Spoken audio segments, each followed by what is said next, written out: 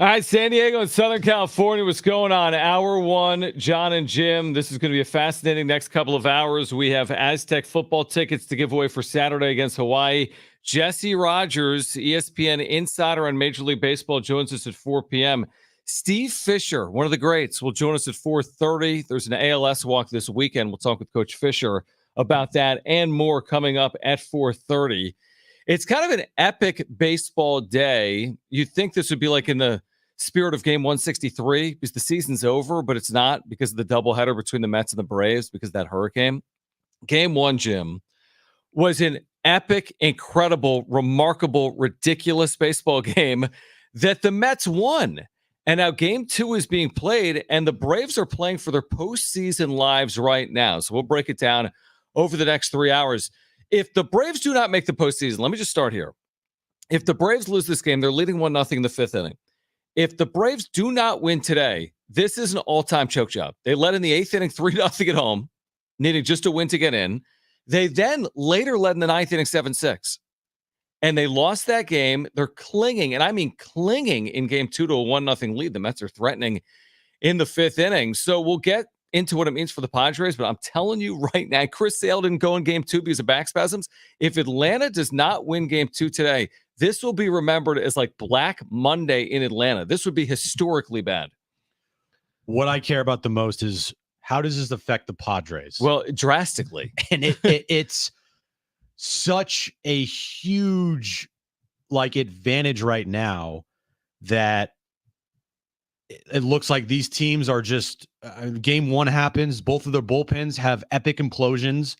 I tweeted out the Padres are just sitting here watching both of these teams implode in on themselves and laughing because Edwin Diaz gave up 4 runs there in the eighth inning, threw I think 30, almost 40 pitches in game one. He sure gave up 4 runs in the eighth inning. I think he came on late. Well, anyway, whatever. He gave up the lead. He gave up the lead, yeah.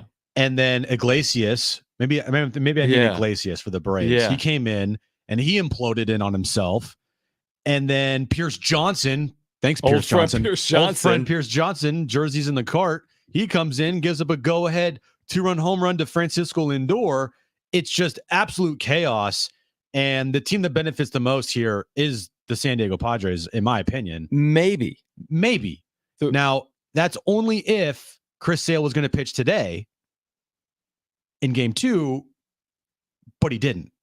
So that's a little wait, are you not pitching game two because you really do have back spasms, or is this a decoy by the Braves here? Because if you pitch Sale game two today, he's not pitching in the wild card series no matter what. Yeah, but you know the saying, you got to get there. This would be the most botched decision in baseball history. I hate to bring up the coin flip. I'm not even trying to do it. But I mean, this would be epic. No, bro. No. Listen, I'm saying this is a decision. That's not the coin flip has nothing to no. But I'm saying close. In terms of bad decisions, it's if a bad decision. I'm saying the coin flip's a very bad decision. I'm saying if they elected not to pitch him in game two because they're waiting for, I'm not even doing it. I could just make the reference. It's not about you. It's about the decision. I'm saying if they didn't pitch him and it was a decision, that's an epically awful decision because you're saving him for the postseason. I understand. I get right? it. And you have to get there first in order for that to work. But when you look at it from the Braves' perspective, if they can't win a game against the Mets C team, then they don't deserve to make the postseason anyway. Well, that's my theory on Arizona this weekend. Arizona's sitting there rooting for the Mets to win right now. Oh, man, I hope we get in. You had the Padres on Saturday not needing to win, and you lost that game. And my point is this. Okay. Hear me out for 1 second. That it's only advantage Padres if, depending on what happens over the next couple of days, it seems like advantage Padres until you don't really know if Chris Sale would go, if the Braves win. So we don't know if Chris Sale would go. If he goes, I'm worried. He's 18-3 with a 2 ERA. He's a Triple Crown winner in the National League. And then here's the other thing. Well, Luis Severino has not been nearly as good as Chris Sale. I mean, Luis Severino is legitimate. The starter, game one starter for the Mets, who are playing out of their minds and have talent, and so do the Braves. So, I'm with you. They're one of these teams getting here late. Yeah. They've used their entire bullpen, their tax, but does that alone mean the Padres are going to win tomorrow or win the series? No. I mean, we know postseason baseball as well as anybody because we live and breathe it every single day. is that anything can happen at any moment, as was evident in game one with the Mets and the Braves. That was one of the most insane endings to a game with that much on the line that I can remember in a while. 12 runs scored in an inning and a half. Like, wait, what? Yeah, 10 runs in the eighth. Yeah, 12 runs total in the eighth inning and then the top of the ninth. And somehow the Mets pulled it out, and the tying run was on second. This goes back to Sunday, where it feels like it was a couple days ago, but it was just yesterday. Mm-hmm. And the conversation in the morning, all the scenarios that laid out, was the one scenario that could not happen was the Padres beating the Diamondbacks. They had to lose that game. And good on them for not winning that game. Good on them for understanding the assignment. And good on Matt Waldron for going out there and taking one for the team. Because with yesterday's loss to the D-backs, it created the chaos today. Yeah. So going back to yesterday has created today, which gives you the advantage in theory because of the travel and the bullpen usage and all that stuff.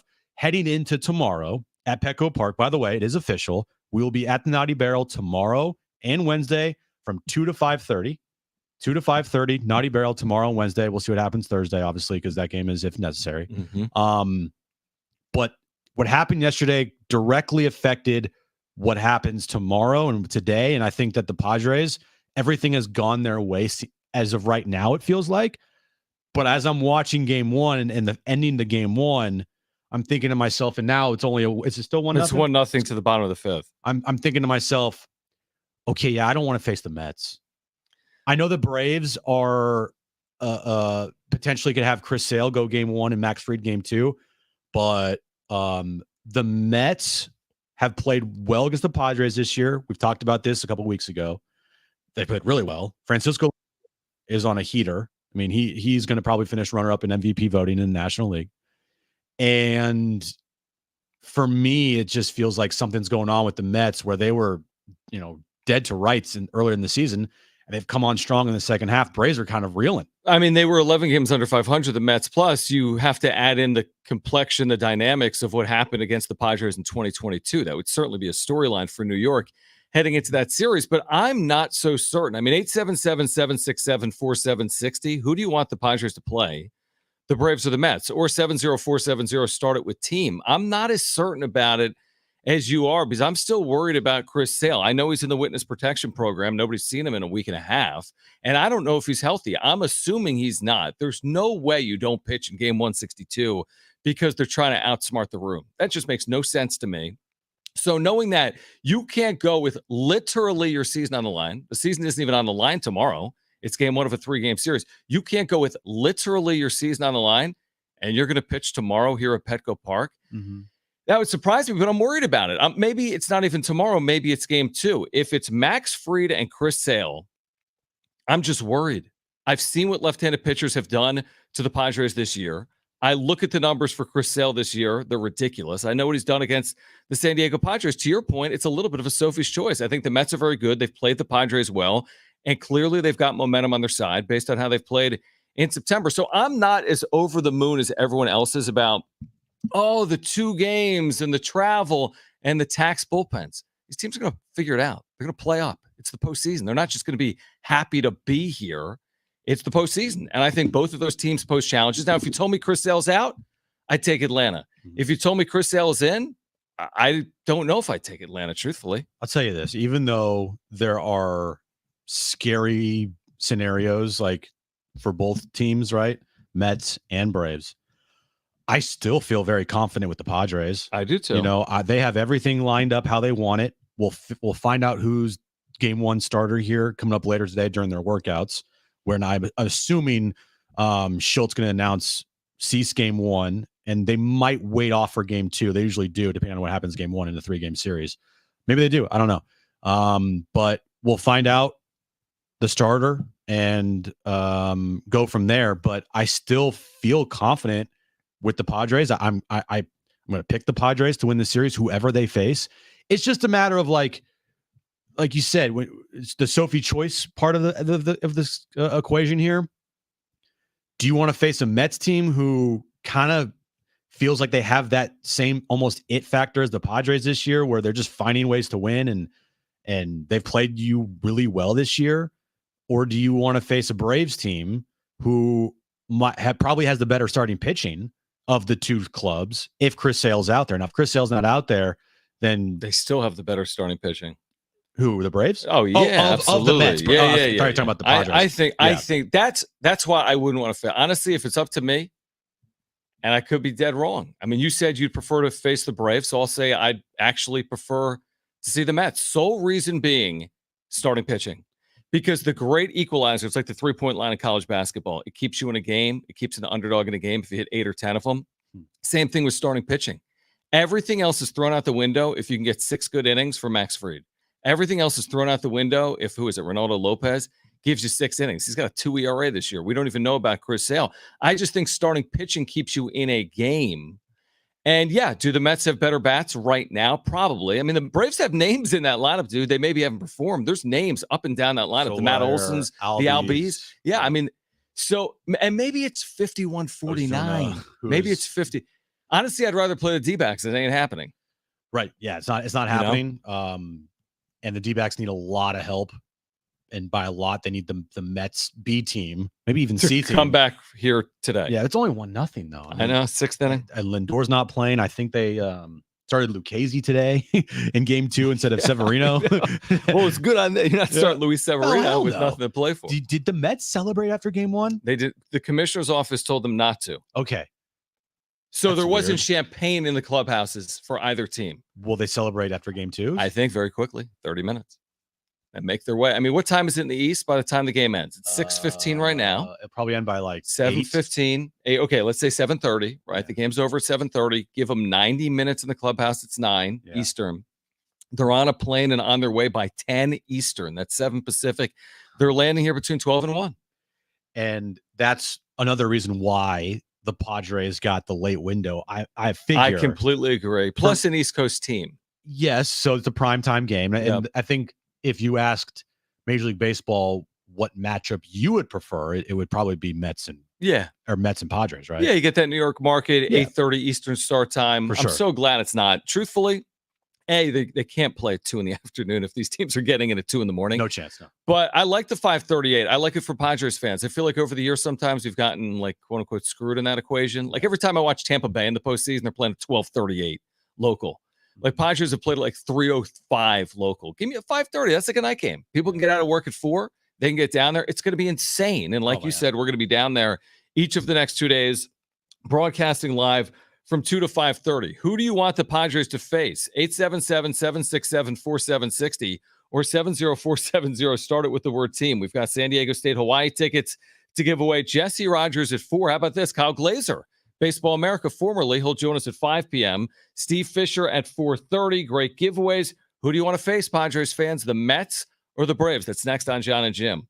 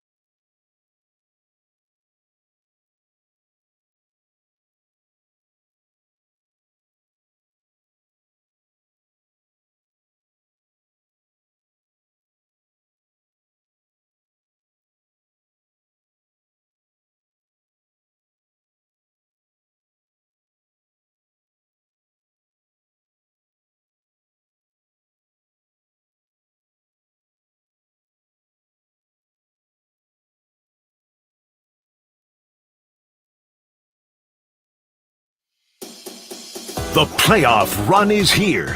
Good luck, Padres, from everyone at San Diego Sports 760. All right, we've got giveaways for you today. We'll give away Rocktoberfest tickets coming up later this hour. Iron Maiden tickets for October 4th as well. We've got today in San Diego State, Hawaii, Saturday at 5 right here on San Diego Sports 760. We've got tickets for that as well, plus great guests. Jesse Rogers, ESPN at 4 with more on this wild card round at Petco. We don't even know who the Padres are playing. The game starts in 26 hours. Kyle Glazer will join us at 5 p.m. By then, this Mets-Braves game will be over. And Steve Fisher on this weekend's ALS walk will join us. The legendary former coach, of course, at San Diego State will join us coming up at 4:30. So Braves-Mets, we're talking about who do you want to see the Padres play? And the Mets just will not go away. They have been so annoying to Atlanta. Atlanta's just doing everything in their power to hold on for dear life. They had a lead in game one. We talked about it. They lost. Like this epic back and forth game. And now the Mets in a game that like they could basically just forfeit if they wanted to, are only trailing 1-0. Now they're moving to the bottom of the sixth inning. Atlanta needs to win. If they do win, they'll be here tomorrow. If Atlanta loses, the Mets will be here tomorrow. And we're watching this play out in real time, pitch by pitch, inning by inning. Who are the Padres facing within 26 hours?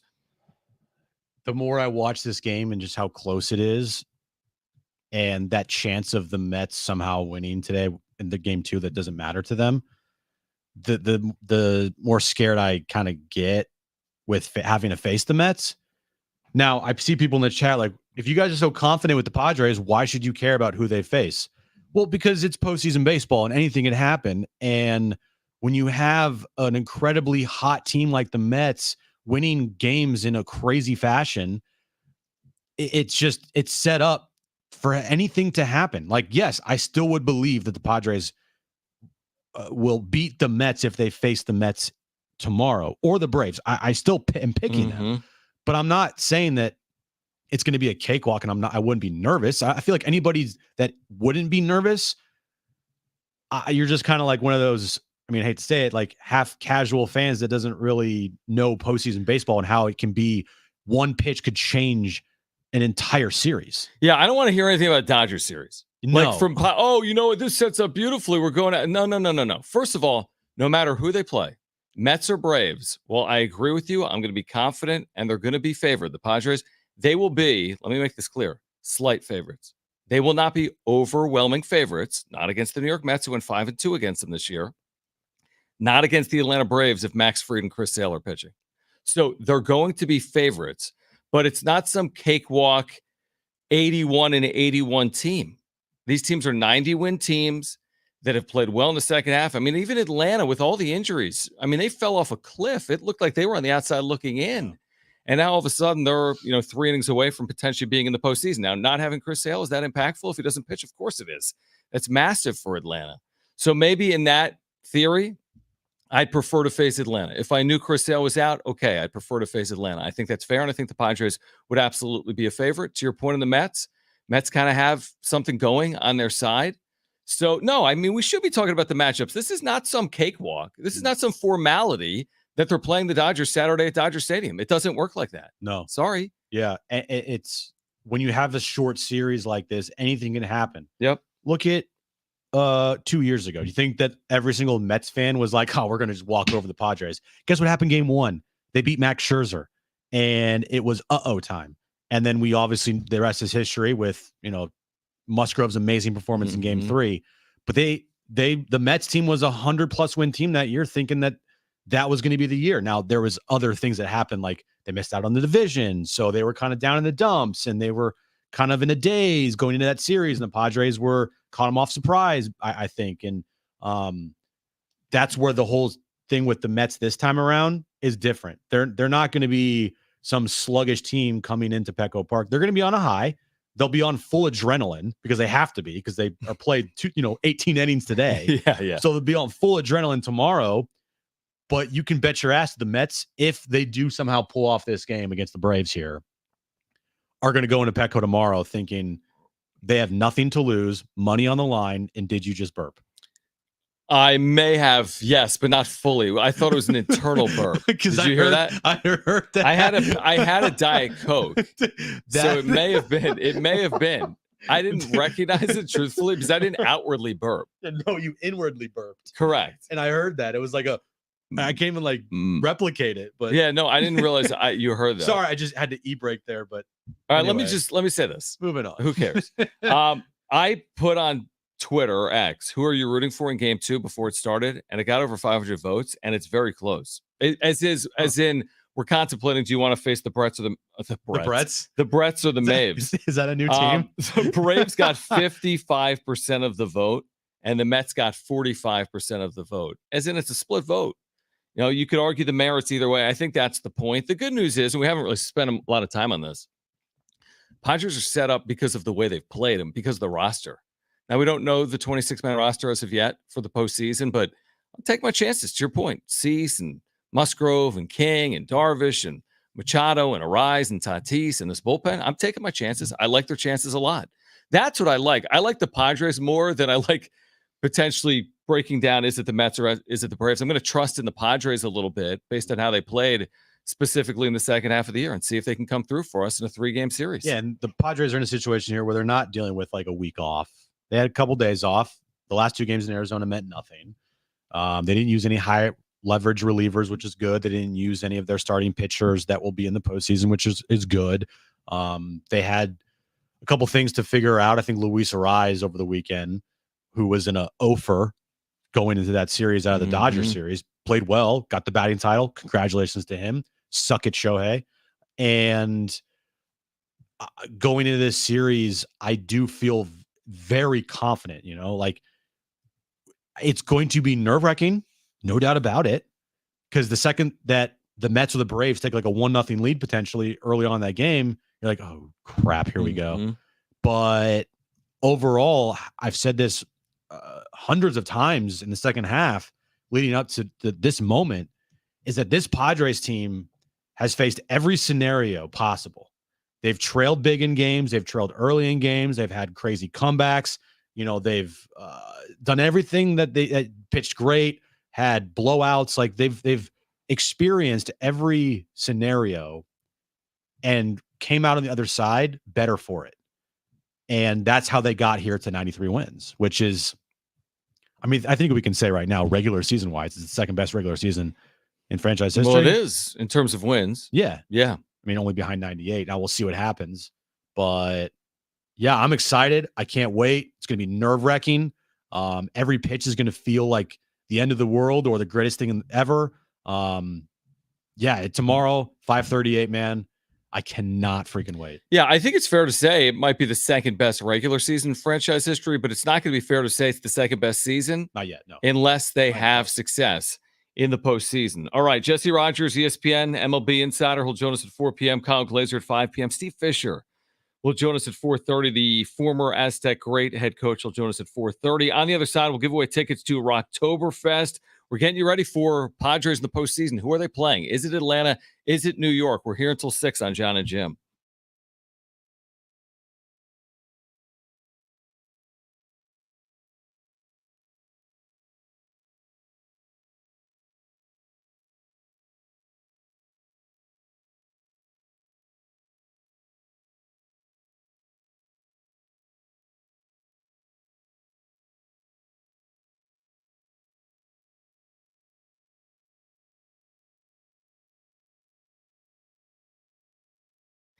Hey guys, it's Jon and Jim, and we've been telling you about our friends over at Jamul Casino. This is an amazing time of year to get down there. Baseball postseason starts tomorrow. You can watch the action from there, and also throughout football season, like tonight. You can join them every Monday in September. This is the final Monday in September. Get down there tonight for a chance to win big with Monday Night Live $100,000 Punch-Out. Yeah, John, with 10 winners every hour at 7 p.m., 8 p.m., and 9 p.m., your odds are better than ever. Plus, earn entries all month long by playing and getting two-time entries on Tuesdays with at least $500 in cash for all winners and a chance to win up to $100,000 in cash. Need to get to Tony Gwynn Sports Pub inside Jamul Casino. Watch all the action there, MLB postseason. Also, Jamul has endless dining 5 nights a week. Their endless dining options include Saturday Surf and Turf Buffet. They've gone over the top with perfect combinations of succulent steaks, delectable seafood, and more. Yeah, get to Jamul Casino all football season long, including every Monday night for Monday Night Live's $100,000 Punch-Out. Jamul Casino, it's fun above all else.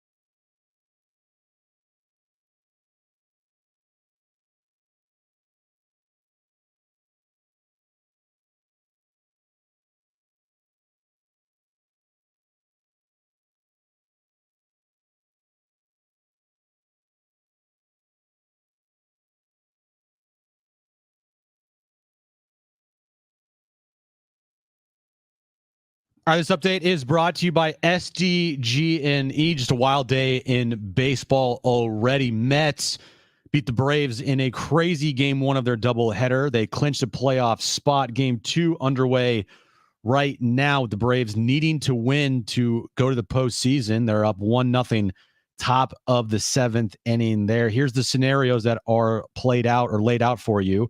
Mets, if they beat the Braves in game two, they will come to San Diego to face the Padres in the wild card round.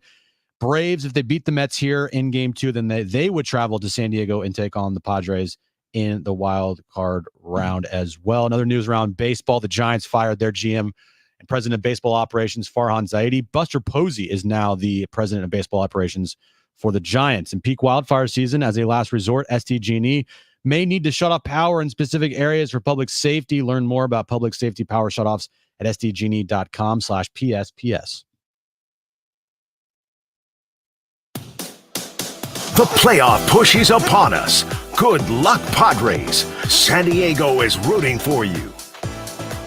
All right, we have Rocktoberfest tickets. We'll give away coming up in the next 10 minutes. Tickets are available at AXS.com. This is at Front Wave Arena in Oceanside, Seether, Giovanni, and the Hired Guns, and more. This will be Saturday, October 12th. We'll give those tickets away in about 10 minutes. Atlanta has been forced to throw everything at this. They're now using a starter, Ronaldo Lopez, who didn't pitch in relief all season long, who had an amazing year, 25 starts, a 2.00 ERA. He is on in relief because the Mets will not go away. This is a 1-0 Atlanta lead in the top of the seventh inning. Atlanta needs the final 9 outs to secure a spot in the postseason. They'll use Ronaldo Lopez here to try to secure that spot.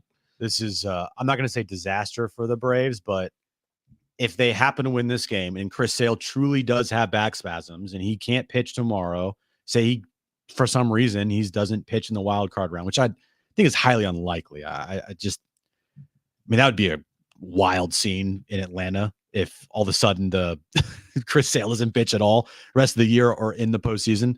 But Ronaldo Lopez is a guy that we thought if the Padres face the Braves, he would be in the rotation against the Padres, maybe game 3 if it got that far. Would it be Sale and then Fried and then Lopez? That'd be wild. Yeah, it would. Let me see here. By the way, Lopez still would. They're going to use this as a bullpen. You know, he's probably not throwing 70 pitches. No. So it's like a 30 side pitches, day bullpen. What do we day. got here, Brent? Is that okay? I didn't know if that had anything to do with it. Okay, we're good. Yeah, this is like that. Again, I don't think it's ideal. If you're Atlanta, the ideal scenario is they win game 1 and Lopez isn't anywhere near the mound today, and then you just pitch him in game 2 or game 3 or whatever it is. But they truly have thrown everything at this. I mean, if they had Chris Sale, they would have used him. Now they're using another starter in Ronaldo Lopez. I mean, this is taking everything. And you're right. It's stacking up to be an advantage for San Diego, but we shall see. Here's the other dynamic that's at play. People are like, heading into this doubleheader, people are like, well, this is just going to be a kissing your sister gentleman's agreement. They're just going to split, right? No. Baseball doesn't work like that. Why on earth wouldn't the Mets try to knock the Braves out right now? I go back to Chargers-Raiders 2 years ago. They could have agreed to tie until they didn't, and the Raiders knocked the Chargers out of the postseason. There's no scenario. Brandon Staley is also an idiot. Fair, but there's no scenario here where the Mets are just going to do everything in their power not to win. If they can knock the Braves out, they will knock the Braves out. But here's the difference between what you just said there and what the Mets are doing right now. Well, they're not using their starters. They're not going all out. They're playing straight up, but they're not. Lindor's not in the lineup. They're not going to use. They didn't use Severino today. They used Lucchesi instead. True, but they're not going to use down nothing. They're not going to use their high leverage guys. Like, they're playing straight up, but they're not using the guys that they would have used in a must-win situation. Padres on Saturday did the exact same thing. They smoked Arizona. Well, yeah, they used their B team for sure. Yeah, so I'm saying that happens all the time in baseball. Where you're like, look at this pitching matchup, right? Look at this lineup, and then you win a game. And I don't know if it's going to happen or not. But it's not like the Mets are going up there intentionally trying to not score. In fact, they had first and third with 1 or 2 outs in the 6th inning. They had 2 on, I think, in the 5th inning. I mean, if nothing else, this is likely going to be a close game in the 9th inning where the Mets are going to have a chance to potentially tie it or win it because it's a 1-run game. Yeah, and if you're a baseball player, you're going to go out there and you play your hardest. Like, even if you're a perceived backup or even if you're a guy that comes off the bench, right? the Mets are playing hard that who's out there. They're not just giving up at bats because this Yeah. goes on the back of their baseball card. Sure. Like this is still a regular season game. Joey Lucchesi, he went out there and pitched his ass off in game 2. You think he's going to go out there and just be like lob the ball up there at home plate? Like, no, he wants to play baseball for a long time. He wants to pitch in the big leagues for a long time. That's not going to be a good look on him if he goes up there and throws up meatballs just because he doesn't care and wants to get the game over with. Now, do they want to go to Milwaukee? Maybe they do. I truthfully think for both of these teams, they don't care. I agree with you. That's how I see it. It's just get in. It doesn't matter. I mean, if you're going to Milwaukee from Atlanta, again, just the logistics of it, okay, it's a lot closer. Obviously, for New York, they were just in Milwaukee. Their last series was there. They go Milwaukee, Atlanta, Milwaukee, potentially. So, yeah, we'll see. But, again, at this point, it's looking like Atlanta, but there's still baseball to be played. By the way, there was that, I think it was Atlanta TV or Atlanta radio, was like, the plane's going to leave at this time for San Diego, and they're going to arrive at this time. They said that in the 6th or 7th inning of a 3-0 game, and then they lost the game. And was that one of the wildest innings you've seen in recent memory? All year. And all it's year in this for sure. 161, 10 runs in the 8th inning, 12 runs in the final 2 innings. Both closers come in and implode, just back and forth. Yeah. The percentage of winning. Sarah Lang, 95% one way, 95% the other way. It was one of the craziest percentage charts that you'll ever see. It was wild, dude. It was a wild game. And I'm not sitting here saying that I want the Padres to face X or Y team. I'm just looking at matchups wise, and I think Mets from just a pure something's going on there in a positive, magical way feeling. And obviously what happened in 2022, we know how baseball works. It's just very funky how that stuff happens. And just from that standpoint, the Mets are hot. I don't know if I'd want to face them. The Braves, on the other hand, might be a better matchup if Sale truly isn't pitching. But all in all, it's playoff baseball. Anything can happen. And teams that win 100+ games in the regular season could be out like that. We've seen it happen so many times before. I mean, there's teams that have won 110 games in the regular season that have lost season series to teams under 500. Yeah. So, and that's in the regular season. So, yes, crazier things have happened. Also, I kind of going to do it. I hate to call it Atlanta. Don't do it. But how do you not fill the stadium with your season on the line? How do you not fill the stadium where tomorrow you're going home if you don't win this game? If this game was in San Diego right now, between the Padres and the Braves, with the winner going to the postseason, you think there's 30,000 people there or 47,000? I mean, you're probably right, John. I understand. I get it. It's like, come on. This has always been the knock, by the way, in Atlanta. Hey, look, Atlanta, Georgia's had a tough weekend, all right?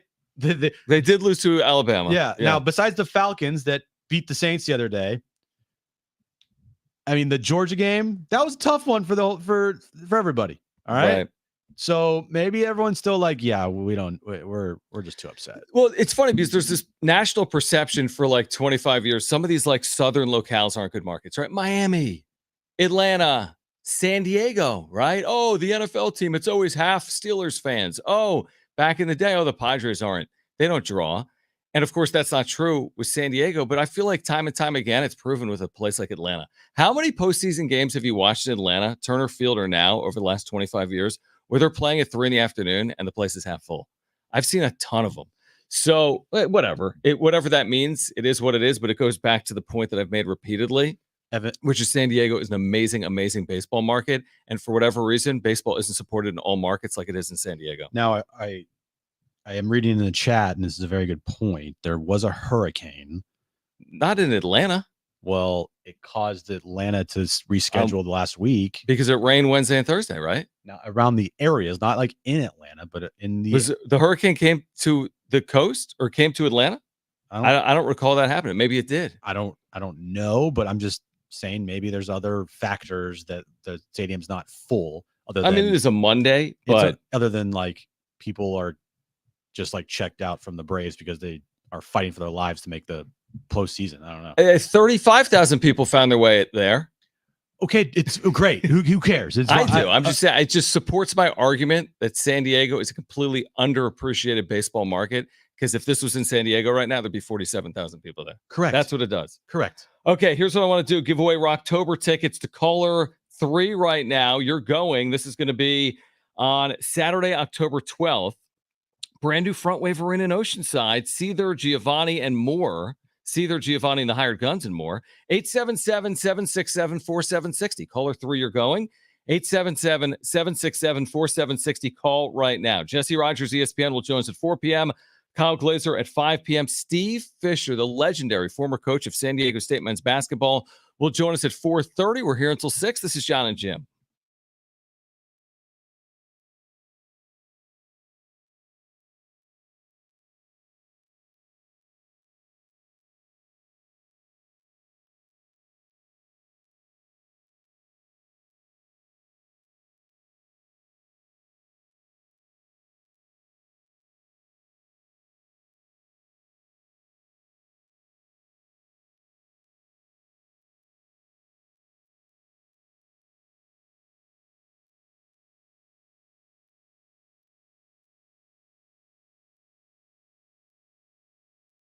All right, we've been talking about this. Hey, guys, it's Jon and Jim. It's an amazing time of year. Baseball postseason starts tomorrow. NFL Monday Night Football is tonight. We have college football, and making picks on Underdog is straightforward, and signing up is even easier. And with Underdog, you can win 325 times your money just by choosing higher or lower on your favorite player's stats. Yeah, John, just head over to Underdog's simple-to-use mobile app or UnderdogFantasy.com. Sign up using promo code Jon and Jim, JONANDJIM, and Underdog will give you a free pick to use on your first cash pick'em entry, plus up to $1,000 in cash prizes when you deposit. Tonight, Monday Night Football, the gimme pick, Tyreek Hill, higher than a half total yard receiving. That's going to hit. That's hitting tonight. It is. So go to their mobile app or UnderdogFantasy.com. Sign up with promo code Jon and Jim. That's JONANDJIM. That's Underdog Fantasy, promo code Jon and Jim, to claim your new customer special of a free pick and your deposit offer. You must be 18 years or older and present in a state where Underdog Fantasy operates. Terms to apply. Concern with your play, call 1-800-GAMBLER or visit www.ncpgambling.org.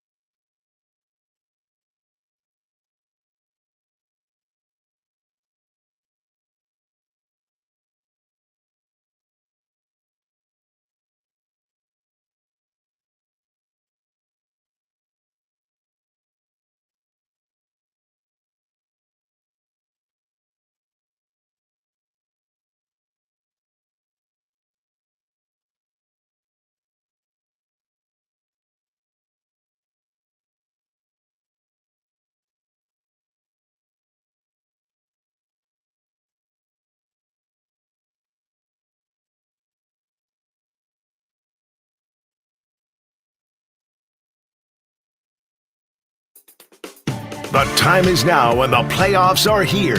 Good luck, Padres, from San Diego Sports 760.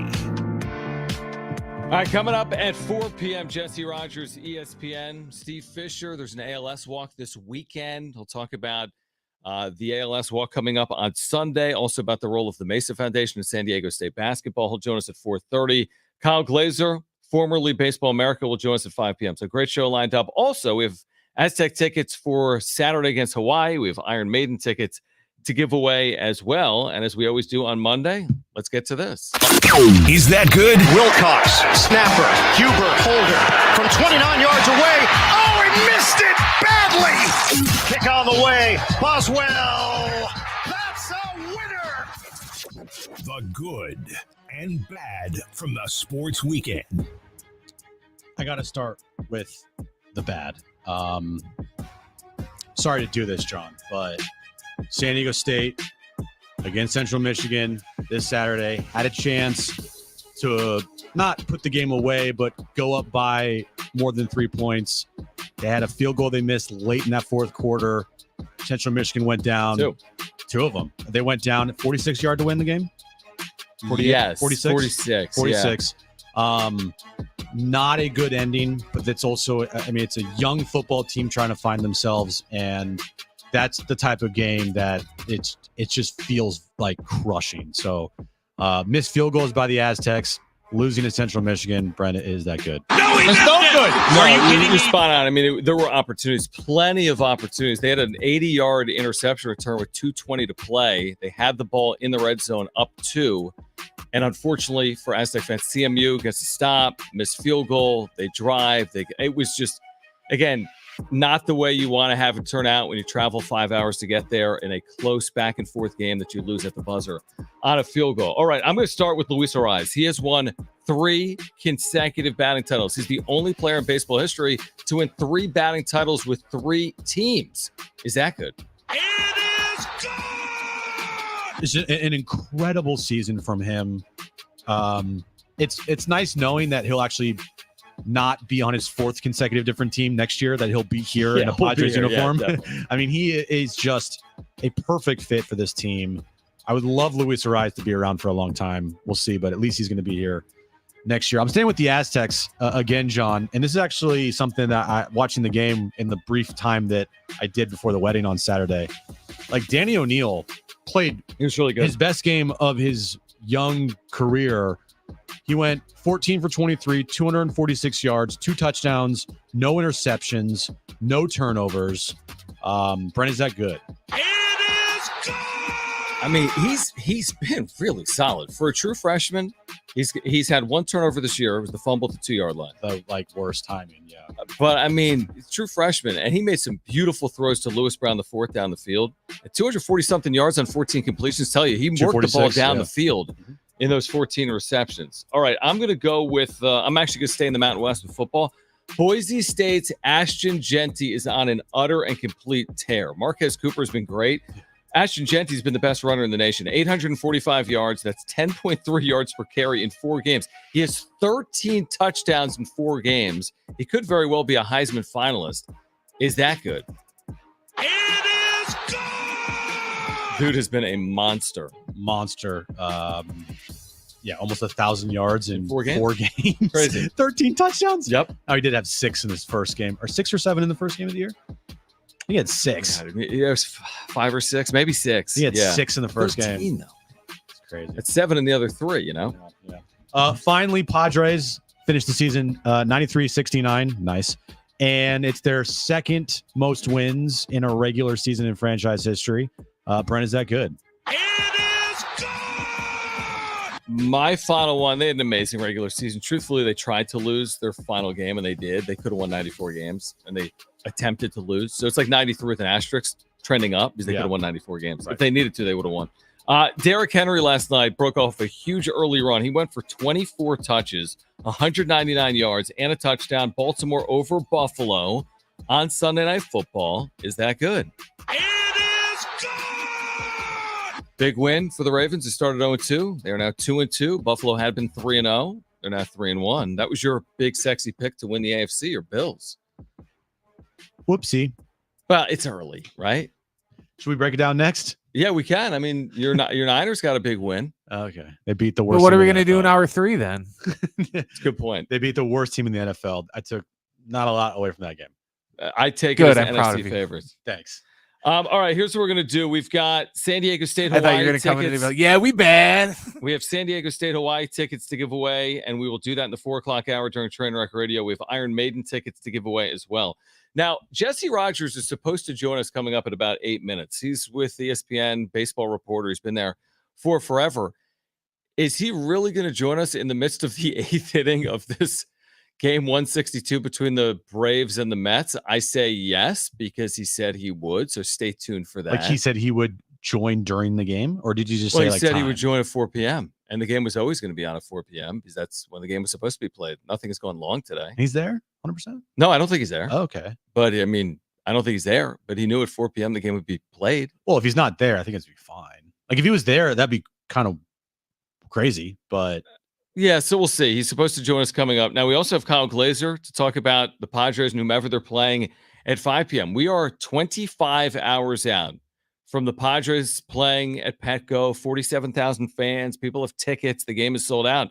People are heading down there. They don't even know who the opponent is. In fact, doesn't I would matter. imagine there'll be Braves or Mets fans there tomorrow. They don't even know they're going to be there tomorrow because they don't even know what's going to happen. I mean, truthfully, it doesn't matter who the Padres are playing from the perspective you're talking about. That place is going to be full regardless. True. The atmosphere downtown is going to be electric.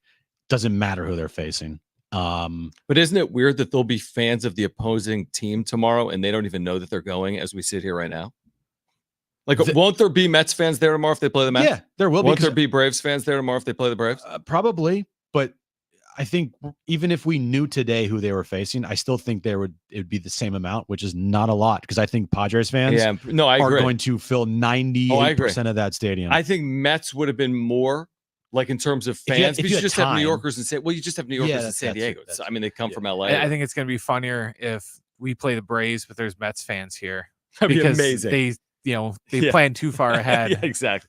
No, you're right. I think if it's going to be 99% Padres fans. And honestly, I think if you're looking for which fan base will have fewer fans, it would probably be Atlanta over New York. Because again, New Yorkers are everywhere. So they would find a way, if you're based in Southern California, to be there. I just don't know if there's a lot of Atlanta Braves fans living in Southern California. Maybe there are. I don't necessarily see them each and every day. Maybe a couple. I know a couple Braves fans in this town. Well, maybe they'll be there tomorrow, potentially. Maybe. I don't know. All right, here's what we're going to do. Jesse Rogers, hopefully from ESPN, will join us on the other side. San Diego State, Hawaii for Saturday night. We'll give away those tickets in the 4:00 hour. We have Iron Maiden tickets as well to kick off hour number 2. Jon and Jim, we're getting you ready for the baseball postseason. Padres and whom? Jesse Rogers from ESPN will join us next.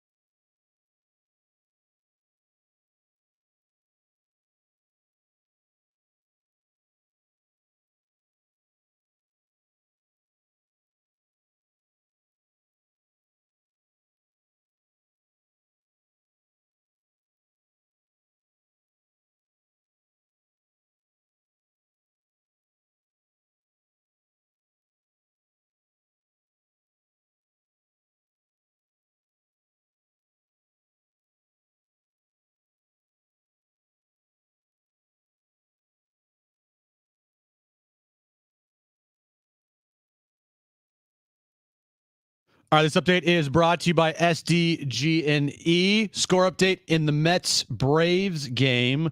Right now, the Braves lead the Mets 3-0 heading to the top of the ninth inning. The scenarios are this. If the Braves beat the Mets here in game 2, they would clinch a playoff spot, and they would head to San Diego to face the Padres in the wild card round. The Mets somehow came back here in the ninth inning against the Braves. Then the Mets would be the team to come here to San Diego. Braves would be eliminated, and the D-backs would make the postseason. Peak wildfire season, as a last resort, SDG&E may need to shut off power in specific areas for public safety. Learn more about public safety power shutoffs at sdgne.com/PSPS.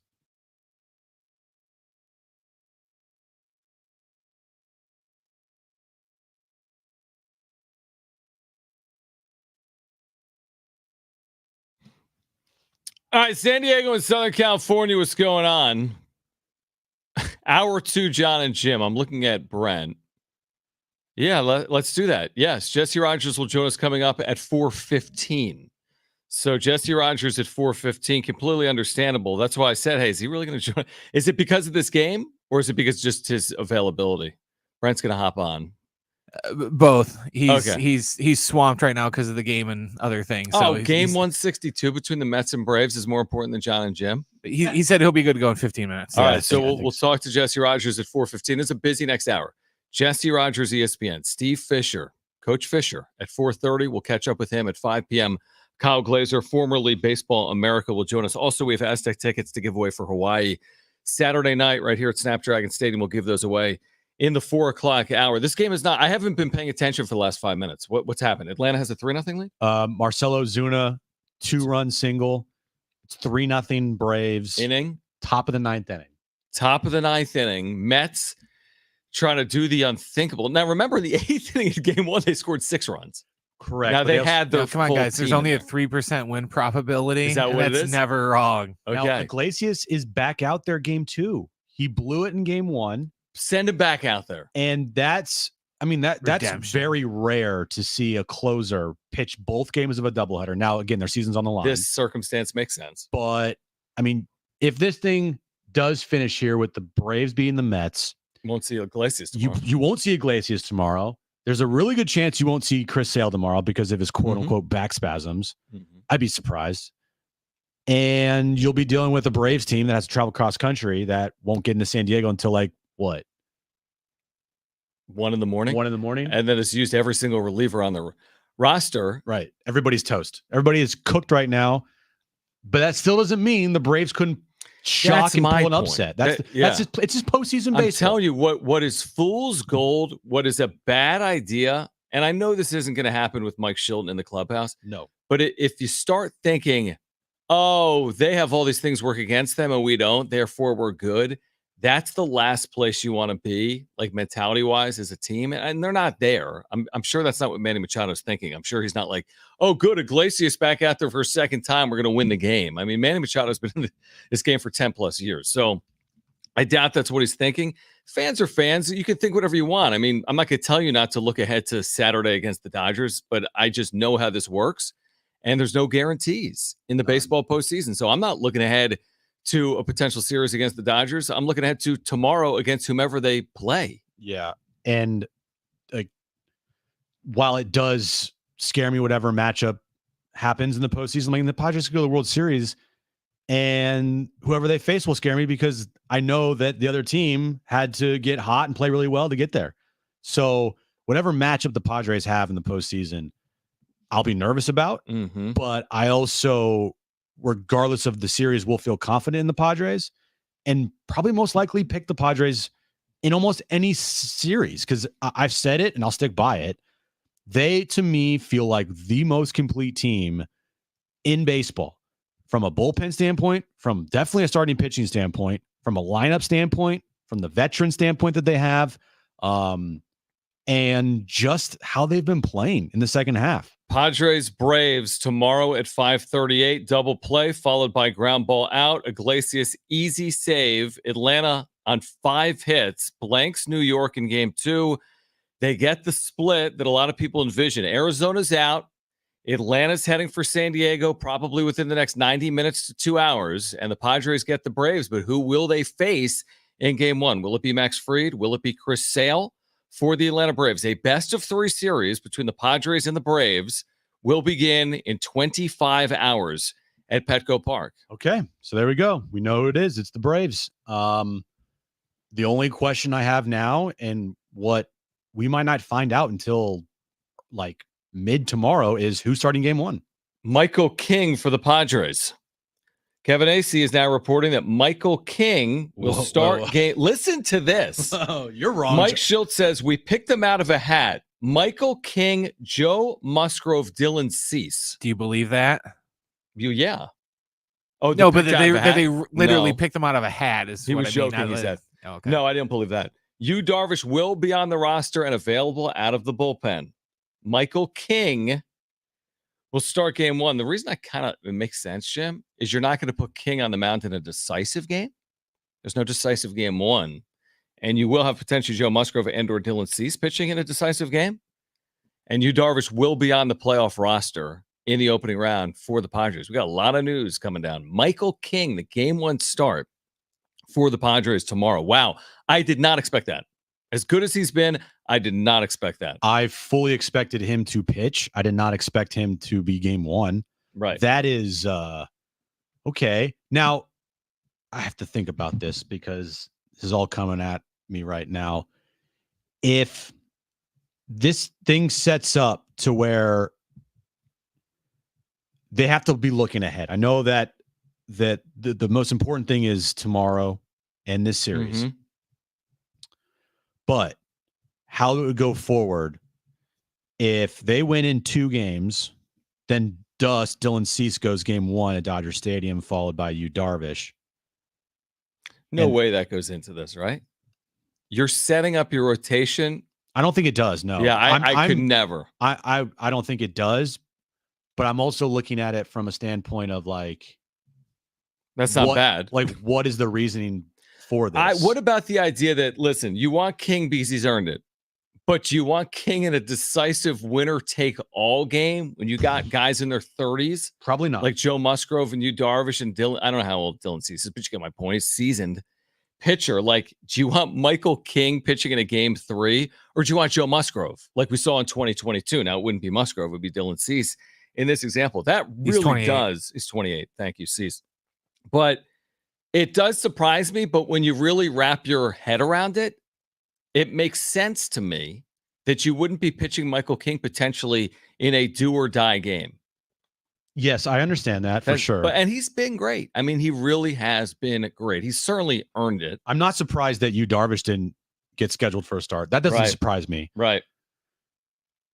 The Michael King does surprise me a little bit, but I also said, look, whatever rotation they throw out there in the wild card round, you can't really knock it because they have great options for every scenario. Yeah, I'm not knocking it. I agree. Michael King has been fantastic. And to your point, it does make sense. If you got Michael King in a decisive game 2, needing to win, that's a little scary, but if he is also going to be dubbed the game 1 starter, then they still have confidence to have him pitch in a winner go home game too.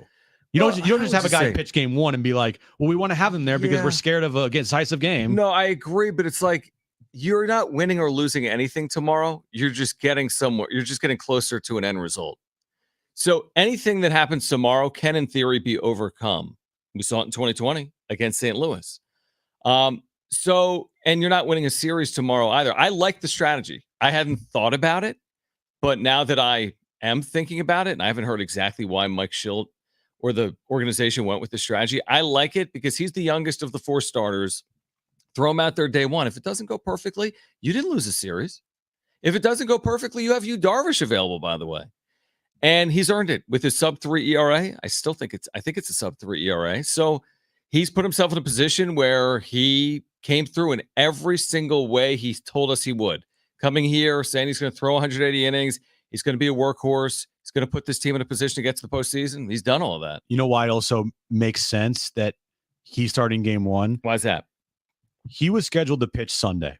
That was his rotation day. Okay. If he wasn't slated to pitch in this series, like if they did go Cease, Musgrove, Darvish, and they do make it to the division round, well, then that means that Michael King will not have pitched in well over a week plus. 10 days, yeah. And so, I mean, he's pitched 173 innings this year. Remember how we said that it kind of feels crazy for him to say he was going to pitch 180? Well, guess what? He's going to pitch 180 potentially. And great for him. 2.95 ERA, over 200 plus strikeouts. He's been incredible for this team this year. He absolutely deserves a game one start. And I'm trying to see if he faced the Braves at all this year. And I don't think he did. I don't think he faced the Braves at all this season. Okay. So maybe that plays a factor in the decision as well. I don't know his splits versus the Braves hitters, but he also was a guy that's been in the American League for a lot of time. So I don't know if he's faced many of these Braves hitters in his career. So like that could play another role in this, is the Braves haven't seen Michael King, and Dylan Cease has faced the Braves a lot, even though he has really good career numbers against the Braves hitters. So that could be other reasons why Michael King is starting game one. But hey, man, I love it. Let's go. Michael King, game one against whoever for the Braves. Like, I got chills. I'm ready to go. Let's do this. Yeah, it is exciting. I'm very curious to hear what Atlanta determines. Now, again, they're celebrating and they'll get here. And I don't know what they're going to say about what they're going to do with game one. Has it even been determined? They won a game 2 minutes ago. So is it going to be Max Fried? Because that just makes sense. He's on regular rest, I believe. And then you give Chris Sale an extra day. If he's available, he's available. If he's not, he's not. That, to me, makes a little bit of sense from the Atlanta perspective, that Max Fried would pitch game one. Maybe Chris Sale would throw game two. They got a really good pitcher in Ronaldo Lopez, who came out of their bullpen today, that has a 2.00 ERA this year. I would expect him to start one of the 3 games potentially for Atlanta. My concern with Atlanta was always their starting pitching. It remains my concern right now. Max Fried is fully capable. I have no idea what the deal with Chris Sale is. He might not be healthy. We might not see him. And he might get roughed up if he does appear. Maybe he's not fully healthy. But Fried, Sale, Lopez, if I'm going to be fully honest, scares me. The other thing that, to me, in a postseason that is always a factor, is when you're favored in the series, the pressure's obviously more on you to win that series. And the Braves are playing with house money, 100%. They just played 18 innings to get into the postseason today, and they're gassed. Their bullpen is gassed. Sale's potentially injured. They have nothing to lose tomorrow, like literally nothing to lose. And sometimes those are the scariest teams, when they have nothing to lose and they don't have any pressure on them and they're not expected to win. There'll be an underdog in this series. The Padres will be favored, and as they should be. And that's the part where you get nervous, is playing a team with nothing to lose. Now, I think the Padres are a better baseball team than the Braves in almost every aspect of their roster. But like, it's just baseball, man. And if the Braves win game one somehow tomorrow, I mean, a 3-game series, and all of a sudden Sale's like, oh, I'm ready to go game 2. That could be a little dicey. In a crazy day, by the way, involving baseball, TMZ is reporting that Pete Rose has passed away at the age of 83. Within the last 10 minutes, they've reported that. Actually, within the last 5 minutes. Pete Rose, hit king. Okay. Everything that came after his playing days and managerial days. Pete Rose, as being reported by TMZ, has passed at the age of 83. Jesse Rogers from ESPN will join us on the other side. We'll get into this MLB postseason. Padres and Braves, it's set. Steve Fisher at 4:30. Kyle Glazer, formerly Baseball America, at 5 p.m. It's Jon and Jim.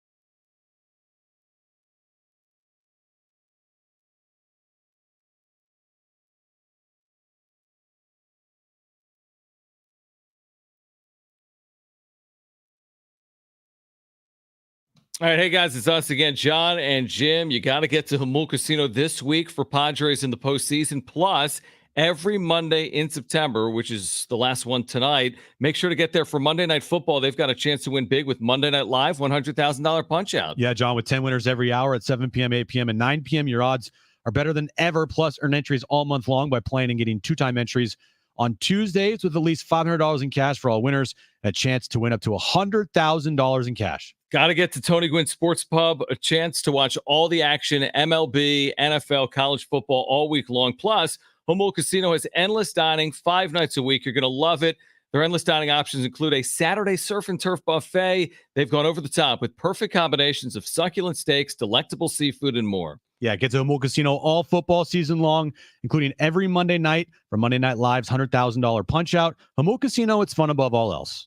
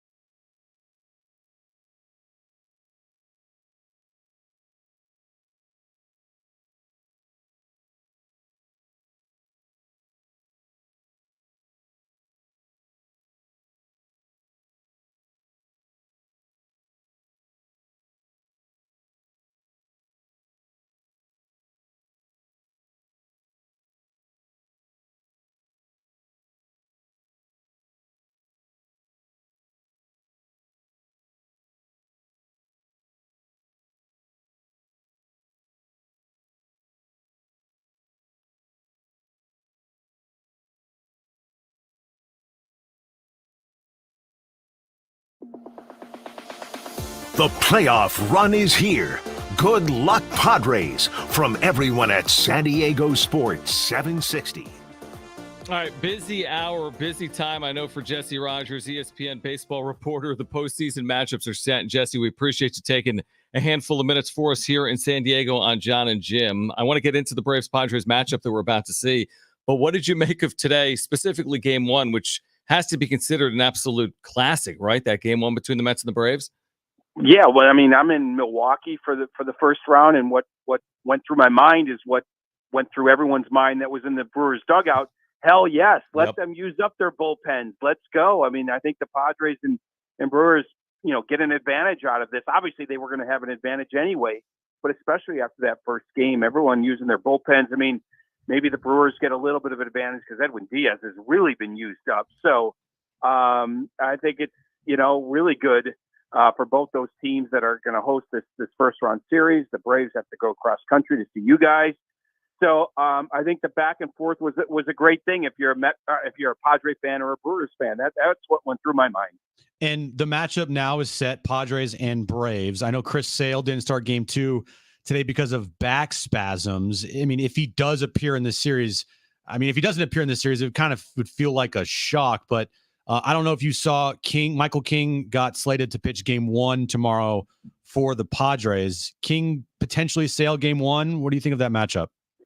Well, it is interesting. I was talking to the Brewers manager, Pat Murphy, just before that news about Sale came down, and he was saying they should scratch him, knowing that the Mets were going to mail in game 2, and then you'd have Sale for game 1. Then lo and behold, they were scratched. Now he was a little bit tongue in cheek because when you tempt the baseball guys, they will come back and bite you, right? So I don't know if they purposely scratched Sale and said there was an injury or not. I mean, I think that'd be pretty poor if they did that. So I don't know. Can he come back and pitch tomorrow? If they said that already? That would be crazy. I like the Padres no matter who Atlanta pitches. It's just simple as that. It's just you grind like that. Now you have to fly cross country. Padres are stacked. They're healthy as they've been. Bullpen's great. Day off. I mean, how can you not like the Padres in this series? Jesse Rogers, ESPN baseball reporter, with us right now on Jon and Jim. Who do you like in the National League as the postseason gets underway? Yeah, I mean, I'm going to circle back to the Phillies. They were the best team for most of the year. They took their foot off the gas a little bit. But when it's all said and done, I still think they're the most complete team when you add starting pitching to a bullpen that sent like 3 relievers to the All-Star game. When does that ever happen? Lineup, experience, been there, done that, hunger. But I will tell you, the Padres are definitely a sexy pick. I mean, I've talked to a lot of GMs. I did that 3 weeks ago, did a little poll, put it up on ESPN.com, and a lot of people were picking the Padres because of their bullpen. A lot of people. But let me tell you something. It's wide open. There are people that really like the Brewers now that Devin Williams is back. It feels like if you have a great bullpen, you're going to get attention. And the Brewers have one. The Phillies do. But the Padres have the best. So, I don't know if it's going to come down to bullpen. I mean, you could make a case that the best starting pitching can make the difference. Usually in the past, it's been about starting pitching, but these days people talk about bullpens. I just think when you add the fact that the Phillies have been on this 2 or 3 year sort of quest, I'm still going to go back to them. And notice how I'm not mentioning the Dodgers. I just something's going to come up short there as it has these last few years. So Phillies, Padres are my top 2. The Brewers would be an upset pick. So from a Padres perspective, what would concern you the most to have them get past the Phillies here, the team that you're picking in the National League? Yeah, I mean, it's a rematch of a couple of years ago if they eventually get there, right? There's not a ton that concerns me now that, your starting pitchers are back. And I mean, Musgrove looked good the other day. You guys are a little bit closer to it. Lineup is pretty solid. When guys are clicking on all cylinders there's not a lot to not like about the Padres, to be honest. So I could see them and the Phillies going 7, and it's a little bit of a coin toss. But I just the Phillies have been on this mission with Bryce there and everything. I'm just giving them that 51-49 edge over a team like San Diego. Jesse Rogers, ESPN, with us right now on Jon and Jim. Does this come as a surprise to you, the way the Padres have played this year after trading Juan Soto and shedding payroll, or not? A little bit. I mean, I think people would be lying if they didn't. Let's put it this way. It's a surprise, but I don't think anybody in the game is shocked, meaning there was that potential if things fell right. First of all, I like Mike Schilt. I liked when they hired him, so I thought that was a good move. That's number one. Now you start to look at the names on paper just like you would have a year ago or 2 years ago, and it's not shocking. It's maybe a little surprising. It all came together. You had some injuries. You had this, you had that. And it was kind of a smooth ride in that second half. Like you never really, were out of that playoff race once they got on that roll in the second half. So only a little surprised. Not a lot, but a little bit, just because it was so dysfunctional. But sometimes, the opposite thing can happen immediately that quickly, and it's exactly what happened in San Diego.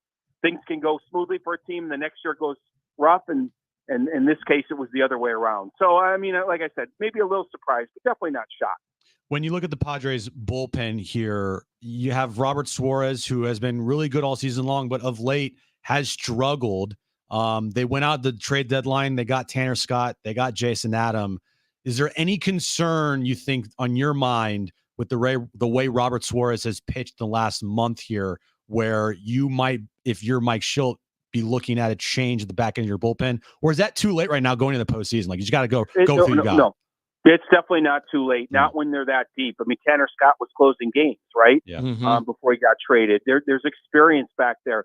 This is a best of 3, man. You can't take many chances. Now, that's not to say he won't get the ball in the ninth, but could there be a quicker hook? Even within that inning? Possibly. Could there be, okay, he blows game 1, he's demoted by game 2. Like, everything happens quicker in the postseason. I don't know if he's going to make a change tomorrow, but between now and the end of October, sure, there could be a change, but mostly because of the experience and the ability of some of those other guys in the pen. Some teams, that's all they have is their closer, and you got to roll with them. You know, Craig Kimbrell was that guy for a few years on different teams. Like, that's our guy. We got to go. That's not the case with San Diego. So if there's anybody, not just Suarez, but anybody, but we're talking about him, that sort of has that dip or falters, or you see it, whether it be velocity or just something off, or something that continues to be off after the regular season, Schultz is smart enough to make that change. I just don't know if that happens tomorrow, but it could happen this month or next month. Great insight from Jesse Rogers. Baseball postseason is here. He'll be in Milwaukee. Of course, we'll get you ready for Padres and Braves here on San Diego Sports 760. Jesse, thank you for taking time. Enjoy the postseason. We'll do it again, all right? You two guys, be well. All right. Great stuff. Jesse Rogers, ESPN. We'll switch gears with Steve Fisher on the other side, the iconic former Aztec men's basketball coach. Because the walk to defeat ALS is this Sunday morning. We'll talk to Coach Fisher about that. We'll get back to the Padres throughout the hour. And then with Kyle Glazer, formerly Baseball America, he'll join us coming up at 5 p.m. The Padres know their opponent. It's the Atlanta Braves tomorrow at 5:38 at Petco Park. Steve Fisher joins us next on Jon and Jim.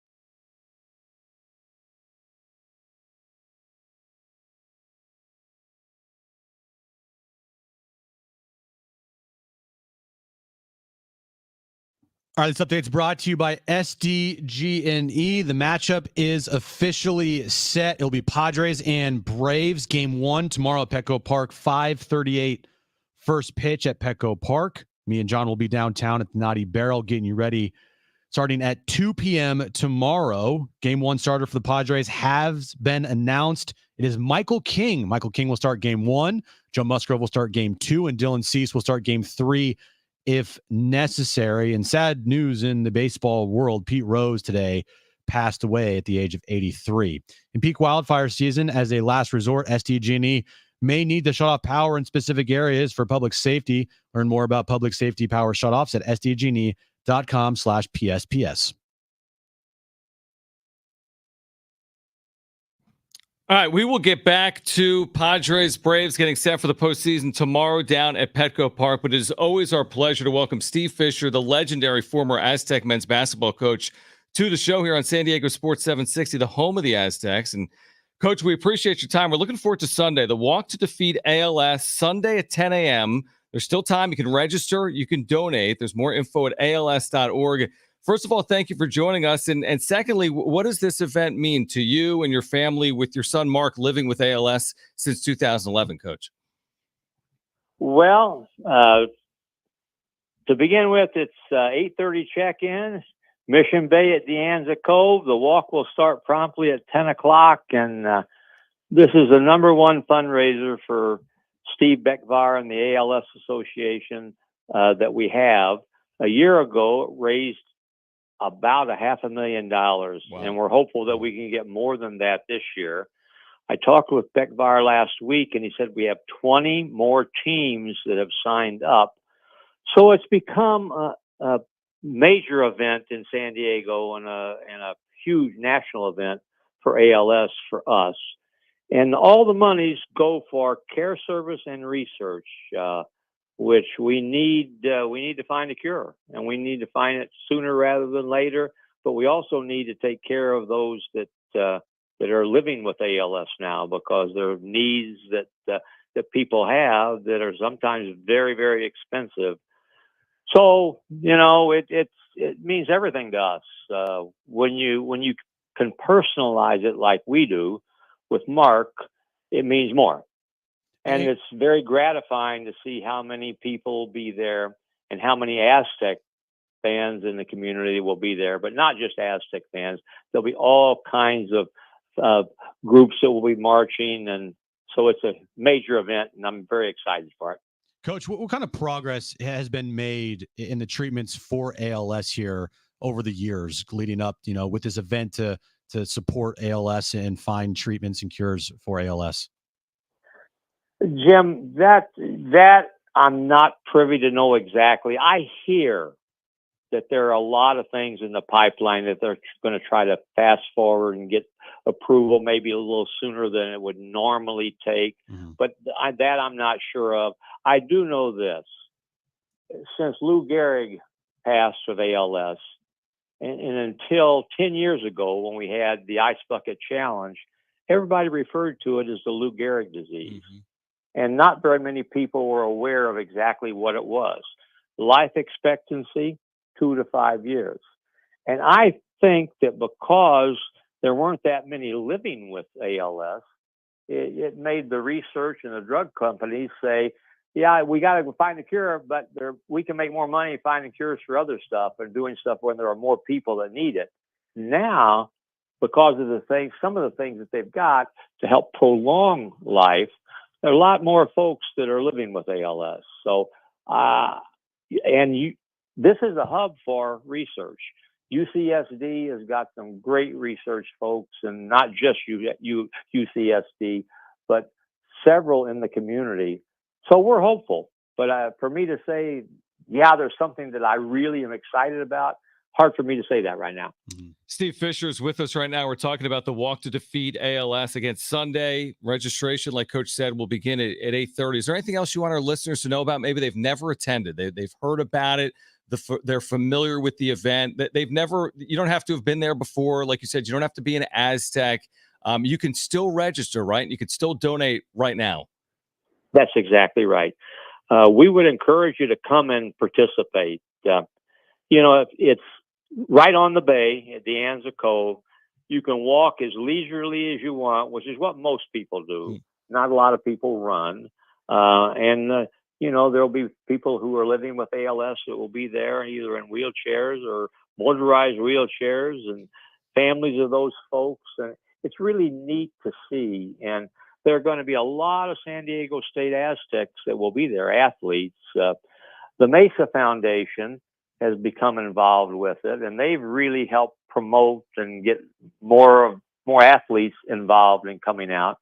Basketball and football had been regulars at it, but we're going to have a really, really good group of San Diego State participants that will be there to walk. And everybody has teams that they put in, and there's a Mark's team, and Al Schaefer, who is a helper at San Diego State, has been a friend of mine for 40 years. He used to coach back in Michigan, and he retired out here. He's involved in Mark's team, and they raised with his group over 40,000, I think, last year. So we're hoping that we can break that mark, and we're hoping we can get a lot more people out there. Coach, you mentioned the Mesa Foundation, and you've been heavily involved with the Mesa Foundation. Can you just explain how important that is to the success in the future here at San Diego State with especially basketball going forward for the many years to come? It is immensely important, and there's so many people that say it's pay for play. It's not what it should be. It's not what it used to be. It is what it is. It's what we have now. It's the model that we have now that we're living with. I think it's long past that the student athletes are able to be compensated in some fashion. 2 years from now, it will probably be different than it is right now. But if you can't get involved in recruiting and have your NIL partnership be able to provide monies, then you're not going to be successful. That's exactly what it is. Everybody has it. I mean, Ohio State football, $21 million just for Ohio State football. So everybody nationally is involved. We have a great group. Jeff Smith heads up our group. Caroline Ripley left San Diego State in fundraising, is now with Mesa, and she's phenomenal. So they were on the forefront for college athletics. They really were, in terms of getting started. And so we're working hard at it. And I would hope that our Aztec fans would say, we need to make sure that we stay relevant. And in order to do that, if it's $10, it's $10. If it's $10,000, it's $10,000. But we need the support to continue to do what Brian Dutcher, his staff, and our players have done to make San Diego State one of the powers in the country. And we all want that. So we all want to be proud to get out there tomorrow for the Padres. We are excited about Aztec sports and personally about Aztec basketball. Steve Fisher with us right now on Jon and Jim. Coach, I'm curious from your seat, what is it like? How enjoyable has it been for you working with Brian Dutcher all these years, your affiliation with San Diego State men's basketball for all these years, and to watch the success continue and to see this program? You reached Sweet 16s with San Diego State. We've seen what happened 2 years ago at the national championship game. Last year, they're back in a Sweet 16. From your chair, how enjoyable is it watching the continued progress and success? Very few remember 1999 when we came to town and nobody came. I had tickets in every pocket. Dutch had tickets in every pocket. We spoke at any function we could get to get folks to give us a try, give us a look. We knew that we could create a program. Now, to get it to the level it's at now, took a lot of work. And it's going to take a lot of work to continue to keep it there and grow it. But I am so proud of what our program is. And, even though I sit in row 5 now, I still feel a part of what's going on the floor. And, Mark is still on staff. The rest of them. And Dutch and I, we've been together since 1988. I took the job. First, I said, hey, shall we take it? Or, she gave her blessing. And then I called Brian. I said, I need you. I need you to come with me. And he is doing a magnificent job now with the program. Coach, real quick before you go, as you've known, I mean, Brian Dutcher's had some of the older teams in the country, fourth, fifth, even 60-year players like an Adam Seiko a couple of years ago because of COVID and red shirts. He's going to have a little bit of a younger unit this year. How do you feel overall about San Diego State basketball heading into the upcoming season? We became the last 2 to 4 years what we complained about BYU being 22, 23, 24-year-old men against 18 and 19-year-olds. Right. Yeah. Now we've kind of circled back a little bit. We're going to be a little bit younger, a little bit less experienced, and yet I've watched practice and I really like our talent. We've got some very, very good athletes, and we've got some older players that I know will step up and deliver for us. So it's an exciting time, and I'm anxious, as all Aztec fans are, to see exactly what happens with this year's team. I hope our listeners will consider getting out there this Sunday at 10 a.m., the Walk to Defeat ALS. If you can't make it out, you can donate, and we appreciate that support. ALS.org, another Walk to Defeat ALS here in San Diego, so critically important. Steve Fisher, longtime head coach of the Aztecs, we really appreciate you taking time for our listeners, and we hope to see you at Viejas, if not this weekend, for the Walk to Defeat ALS. That sounds fantastic. I'm with regularity listening to you guys. When I pick little grandson up from school, take him to soccer practice. So I'm a regular. I'm one of the guys that listens. I don't call in, but I listen a lot. We love it. We appreciate We that, love Coach. that. We Thanks, truly Coach. do. We really do. We'll catch up again soon, all right? All right, guys. Take care. All right, great stuff from Steve Fisher. Again, the legendary, iconic former coach of San Diego State who referenced Jim by name.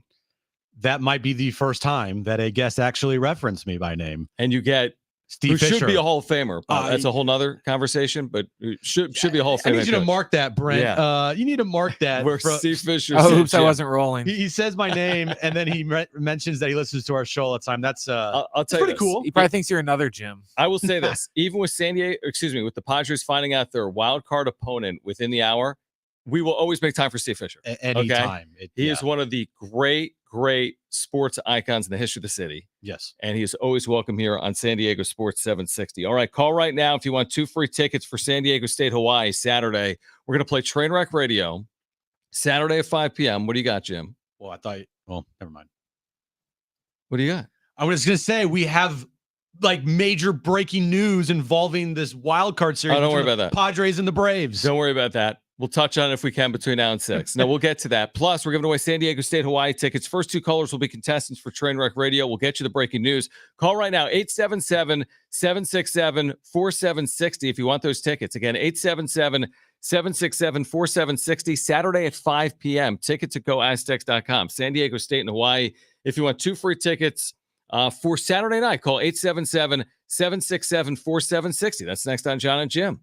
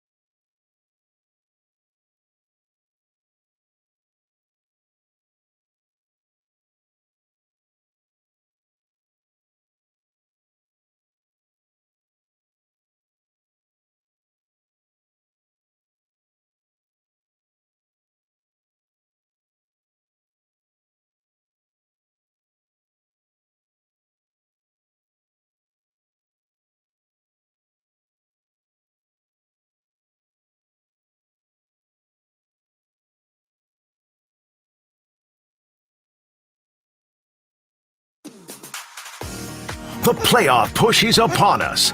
Good luck, Padres. San Diego is rooting for you. All right, San Diego Sports 760 has 13 chances for you to win $1,000 each weekday with the Inflation Vacation. Listen for the nationwide keyword at the top of every hour from 6 a.m. through 6 p.m., then enter it at sportssd.com. We will play Trainwreck Radio in a moment, but Jim has some developing news he would like to share with the listening audience.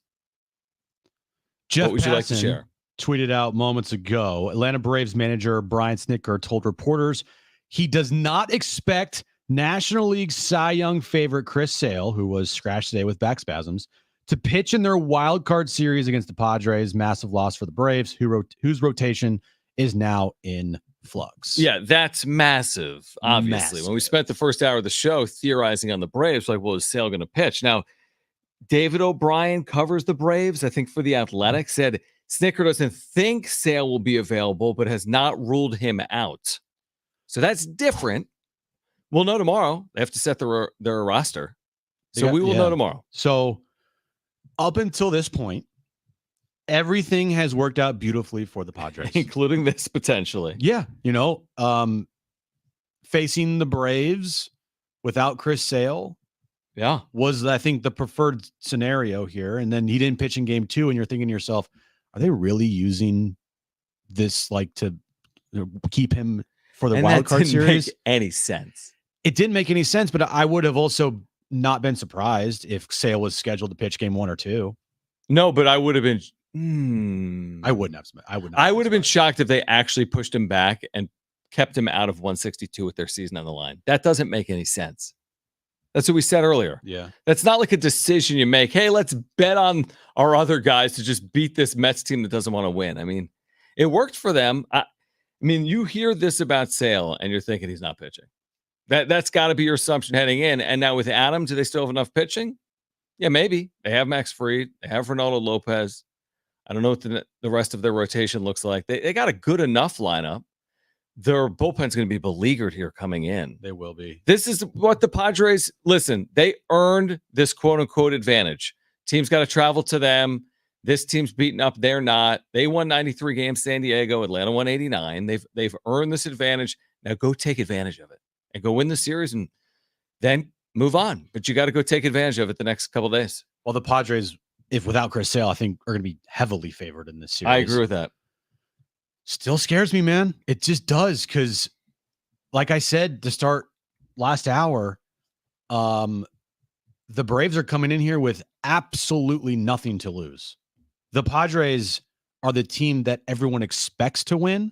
They are the heavy favorite in this series. They have everything lined up in their favor.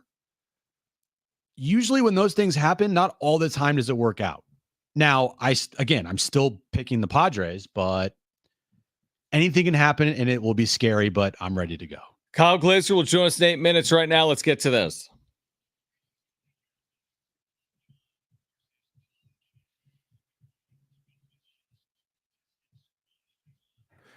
All right, 3 questions, 2 contestants, 1 lifeline. Today's 2 contestants, we have John and we have Richard. John, you called in first. So you have your choice of John or Jim. Who do you want to go with? Let's go with John. All right, John and John. Perfect. Good name for a show. Yes, it soon will be Or a law firm. Talking to you, Coach. Just text me. Yeah, just text us, We can work Coach. this thing out. Yeah, just fine. Or text me. Yeah, text John, not me. Oh, you son of a Richard. You get me, okay? Sounds good. All right. John's just like, whatever. Brent, what's the question of the day? All right, guys, we learned that the Braves will face the Padres tomorrow in the wild card round. Did you know that there are 9 players in Braves history with 200 or more home runs? Today's question, name any of those 9 Braves players that have hit 200 or more home runs for Atlanta. All right. Or for the Braves, I should say. Wink, wink. Richard, you're up first. What's your first guess? You do have a lifeline if you want to use it. I'll go Chipper Jones. Chipper Jones, not my first guess, but okay. On the One of list. my first. One of them. John, you're up next. What's your first guess? You do have a lifeline if you want to use it. Dale Murphy. That's a good one. Dale Murphy. not one of my first guesses It either. would be for me. Richard, you're up next. What is your second guess? You do have a lifeline if you want to use it. David Justice. David Justice. David Justice. Really? Not with Oh. Atlanta. Wow. Wow. He had those 3 or 4 years there, I think. John, back to you. What is your second guess? You do have a lifeline if you want to use it. Let's go with Henry Aaron. Hank Aaron. Hank Aaron. Did he hit 200? I was He like, did. I gotta say it. Hank Aaron here. Richard, back to you. What is your third and final guess? You're going to need this to stay in the game, and you do have a lifeline if you want to use it. I'm using my lifeline. Okay. Mm. Has Andrew Jones? Andrew Jones hasn't been said, right? He is not. Yeah, I'll take Andrew No. Jones. Do you take that? Yeah. Okay. There we Look go. at you, Jim. Andrew Jones. John, back to you. You could win the game here with a walk-off. You do have a lifeline if you want to use it. What do you got? Let's hear the lifeline. I'm going to say Acuna. I think Ronald Acuna Jr. has 200 home Already? runs. I mean, He missed some time. Yes, I know. He's been injured 2 full seasons. Okay, wait, hold on. Now, No, John, that's wait, it. wait. No. You said the name. We can't do that. You can't Okay. just rile. Then You can't my just- guess is Ronald Acuna. You can choose something else, John. I don't agree. I'm going to guess Bob Horner. Bob Horner for a win is correct. Was Acuna on the Oh. list? He was not. Wow, John, you need a show with Jim, and you start tomorrow at 2 p.m. downtown Naughty Barrel. Wow. Acuna's only hit 165. Is any active David Brave on Justice hit 160, by the way. is any active Brave on that list? There is an active player on this list, but he's not a Brave anymore. Okay, who? You don't want to guess? He He plays up the road. Oh, Freddie. Yes, Freddie Freeman. Freeman is Yeah. only Yep. active. So obviously Hank Aaron's number 1. Eddie Matthews is number That's a 2. good one. Chippers 3. Dale Murphy was 4. Andrew Jones was 5. Freddie Freeman was 6. Joe Adcock was 7. Bob Horner was 8. And then Javi Lopez was number good name. 9. He had 214. Kyle Glazer, formerly Baseball America, will get us ready for this wild card round that kicks off tomorrow at 5:38 between the Padres and the Braves. We'll kick off hour 3 with Kyle Glazer next on Jon and Jim.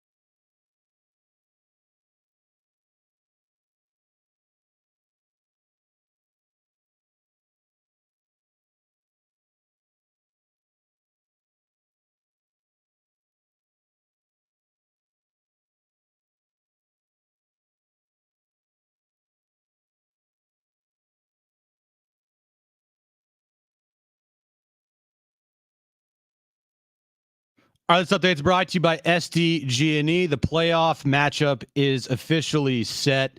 Padres will take on the Braves tomorrow. Game 1, 5:38 down at Petco Park. The Game 1 starter for the Padres, announced earlier today, will be Michael King. Mike Schild announced that to the media earlier this afternoon. Joe Musgrove has been slated for Game 2, and Dylan Cease is scheduled for Game 3 if necessary. Other news in the baseball world today: Pete Rose passed away at the age of 83. In the basketball world, more sad news as Dikembe Mutombo passed away today from brain cancer. In peak wildfire season, as a last resort, SDG&E may need to shut off power in specific areas for public safety. Learn more about public safety power shutoffs at sdgne.com/PSPS.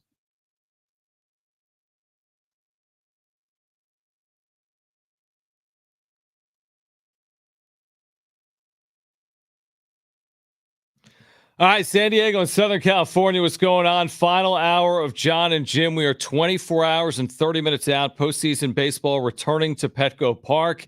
Padres know their opponent. It's the Atlanta Braves, and it's great to welcome back Kyle Glazer, who does such a good job at all things Major League and Minor League Baseball. He's back with us right now on Jon and Jim, San Diego Sports 760. So it's postseason time, Kyle. Let's just start with this matchup. What do you make of it? We know the opponents. San Diego, Atlanta. What do you make of this one? And thanks as always for joining us. Yeah, my pleasure, guys. I think the biggest thing is for the Padres. And on the one hand, the Mets and Diamondbacks are worse teams than the Braves. So in that sense, the Braves aren't the most favorable possible matchup. On the other hand, the way things played out today kind of plays in the Padres' favor. We saw Ronaldo Lopez come in relief. We saw Joe Jimenez and Raisel Iglesias pitch both ends of the doubleheader, which knocks out their two best relievers for Game 1. And they're probably going to have to throw Max Fried on short rest now with the news that Chris Sale missed his Game 2 start due to back spasms. So the Padres are going to be facing a Braves team that their pitching staff, at least, is pretty worn down and not fresh. Did it come to any surprise to you that Michael King is starting Game 1 for the Padres? Not really. I mean, when you look at just how it lined up in terms of who pitched most recently, King, then Cease, then Musgrove, 1, 2, 3 kind of matches up. And look, Michael King had the lowest ERA of all of them this year. He's certainly not the guy with the biggest name of the three, but when you look at, he's the guy who is the most effective start to finish this year, combined with the fact that his turn in the rotation, it makes sense. He's earned it. Kyle Glazer, formerly Baseball America, with us right now on Jon and Jim. You touched on this, and we'll see on Sale. It appears as if he's out. They won't set their roster until tomorrow, and maybe some of this is obvious, but like, what type of impact would this have in a series? If Chris Sale was healthy, would Atlanta potentially be a series favorite, or is that going too far? It certainly has a huge impact. I think it would certainly, there's no doubt, increase Atlanta's chances. You know, one thing to note about the Padres is they have not hit left-handed pitching all that great this year, both in terms of average and OPS. They're 19th in the majors against left-handers. So if they had to go Sale, Fried 1 and 2, it might be a tough set situation for them, not just because of how good of pitchers they are, but particularly because they're left-handed. Now you're talking about Fried on short rest, and then we'll see who the Game 2 starter is. And if it's not Sale, it's definitely going to be a right-hander. It definitely plays into the Padres' favor. And, you know, with Chris Sale potentially being out of this series, what other parts of the Braves would you consider to be scary from a Padres perspective? Yeah, look, I mean, this is still a dangerous rotation. I mean, you can still go Fried, Ronaldo Lopez, Spencer Schwellenbach, but Schwellenbach pitching 7 today, combined with Lopez coming out and pitching in relief shortly after starting. I mean, realistically, the Braves pitching staff is not in great shape, but this is still a dangerous offense. Even though there's no Ronald Acuna, even though there's no Austin Riley, you still have Matt Olson, you still have Marcelo Zuni, you still have Ozzie Albies, you still have Michael Harris. This Braves offense can score. It's really just going to come down to if the Padres can take advantage of a pitching staff that's far from 100% right now. Kyle Glazer with us right now, Jon and Jim, San Diego Sports 760. Do you have a biggest question mark regarding the Padres heading into the postseason? They're playing really well. I think the one thing you might say is just looking at the back of this bullpen, we saw Robert Suarez really kind of scuffle here over the final month to 6 weeks of the season. You know, him, Tanner Scott, Jason Adam, Aldrin Morejon, Jeremiah Estrada, these guys are nails, but all of them have been used very, very heavily this year Morjon, Estrada, Suarez all surpassed their career highs in appearances. So I think just keeping these guys as fresh as possible. They've been ridden very hard in the last month especially. So I do want to see how fresh they are. Would you consider making a change at the back end here with Suarez not pitching really well of late? I think you might have to look at it, matchup-wise a little bit. No, you might have to look at it matchup-wise a little bit. If it's a situation where it's some dangerous right-handers, you probably keep Suarez in there. But if it's a dangerous lefty, you probably do need to call on Scott right now with the way things have been going. Makes sense. Kyle Glaser with us right now, Jon and Jim. Who's your National League favorite heading into the postseason? Yeah, I mean, I still think you have to look at the Phillies. When you look at that rotation of Wheeler, Nola, Sanchez, Suarez, you look at that lineup top to bottom, and they have some weapons at the back end too. I still think the Phillies are the team to beat, just the way they're structured and built, and also how good they've been against the Padres. But look, the Padres are in it. This is a very, very good team that has played championship caliber baseball for most of the second half. No one should be surprised if the Padres are in the World Series, but I do think right now I would give the slight edge to the Phillies. Do you feel like with this postseason and the way he's played in the second half that this is the time for Manny Machado to have a breakout postseason? It certainly would be an opportune time. Again, he's played really, really well in the second half, and it's made a world of difference. He got off to a really rough start in the first half.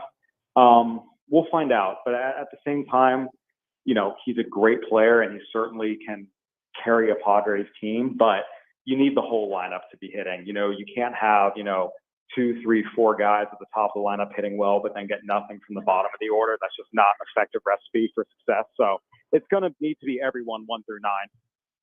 Who's your American League favorite? I think the American League is a little more wide open than the National League. The Yankees are so Jekyll and Hyde. I think that when they're on, that you certainly look at them and say they're the favorite and the best team, but you don't know which version of the Yankees you're going to get day to day, it seems like. I do think you have to kind of look at the Astros, as much as they're not maybe as good as their previous teams have been.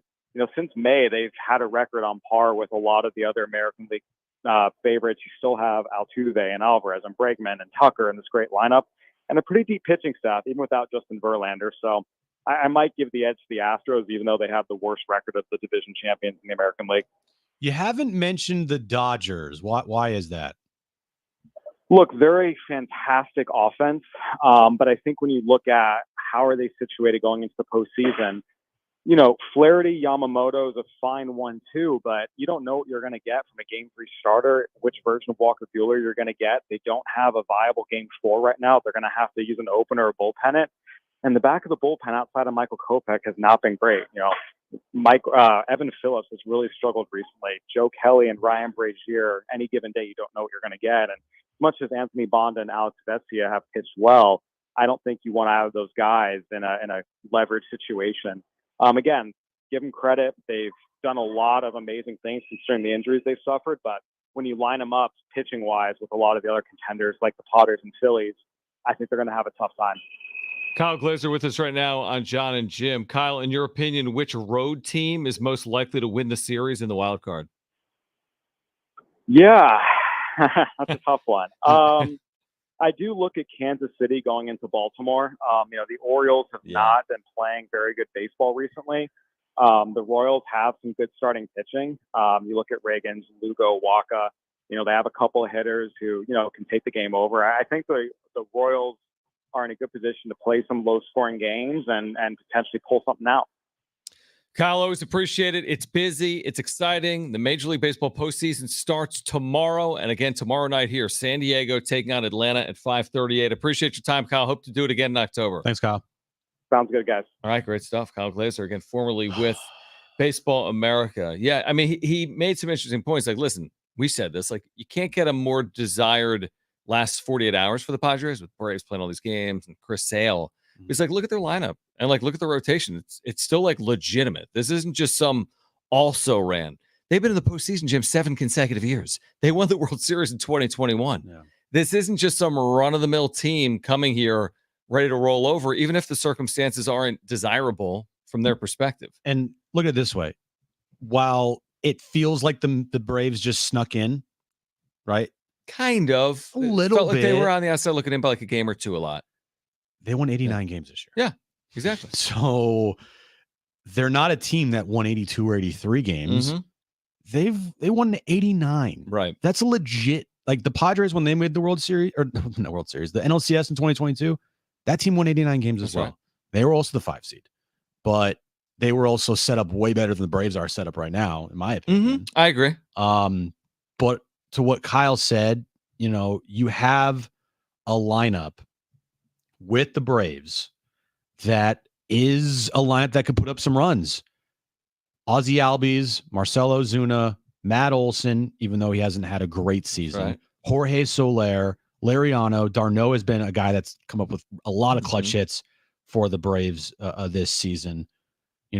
Marcelo Ozuna this year, John, he put up 39 home runs, hit 302 with a 924 OPS. Matt Olson has been a guy in his career, 50 plus home run season. Not this year. It's been a down year for him overall, only hitting 29 home runs and 98 RBIs. But like, what a loser. Yeah, bum. They still have a lineup that is, you got to navigate. It's a scary lineup in some spots, and you got to navigate it well, or they can hit you hard and put up some runs. Yeah, I mean, again, this is a team that, if fully healthy, it's a disaster. Sale, Acuna, like, it's a disaster. They have everything. They have all the makings of a World Series winning team. They do, but it would be a tougher matchup for the Padres, and it would be a potential for an amazing series. True, but I'm saying, like, heading into the season, Atlanta was a pick to win a World Series. Like, this has the makings of everything you could possibly ask for. They're not healthy, and that happens. If the Padres didn't have Tatis and if the Padres didn't have Cease, it changes things. And they don't have, again, Chris Sale potentially. We think there's a good chance he's not pitching. They don't have Ronald Acuna, who's a spectacular player. However, do I need to remind anyone what happened in 2021? I don't recall them having Ronald Acuna then either. And that's kind of what I've been saying about this Padres team going into the season. I'm like, look, I'm not going to use injuries as an excuse at all. If there happens to be any major injuries heading into the final stretch of the season to try to get in the postseason, Braves are a perfect example of, like, injuries. Who cares? We'll make the postseason. We'll figure out a way. And they figured out a way. It's going to be nerve-wracking, but, like, it sets up well for the Padres. I agree. Go win game 1. All right. Yeah, on the other side, much more on this. What's your level of nerves like, Padres fans? 877-767-4760 or text us 70470. Start it with team. We still have the wrap to get to. We still have Iron Maiden tickets to give away. We're here until 6. It's Jon and Jim.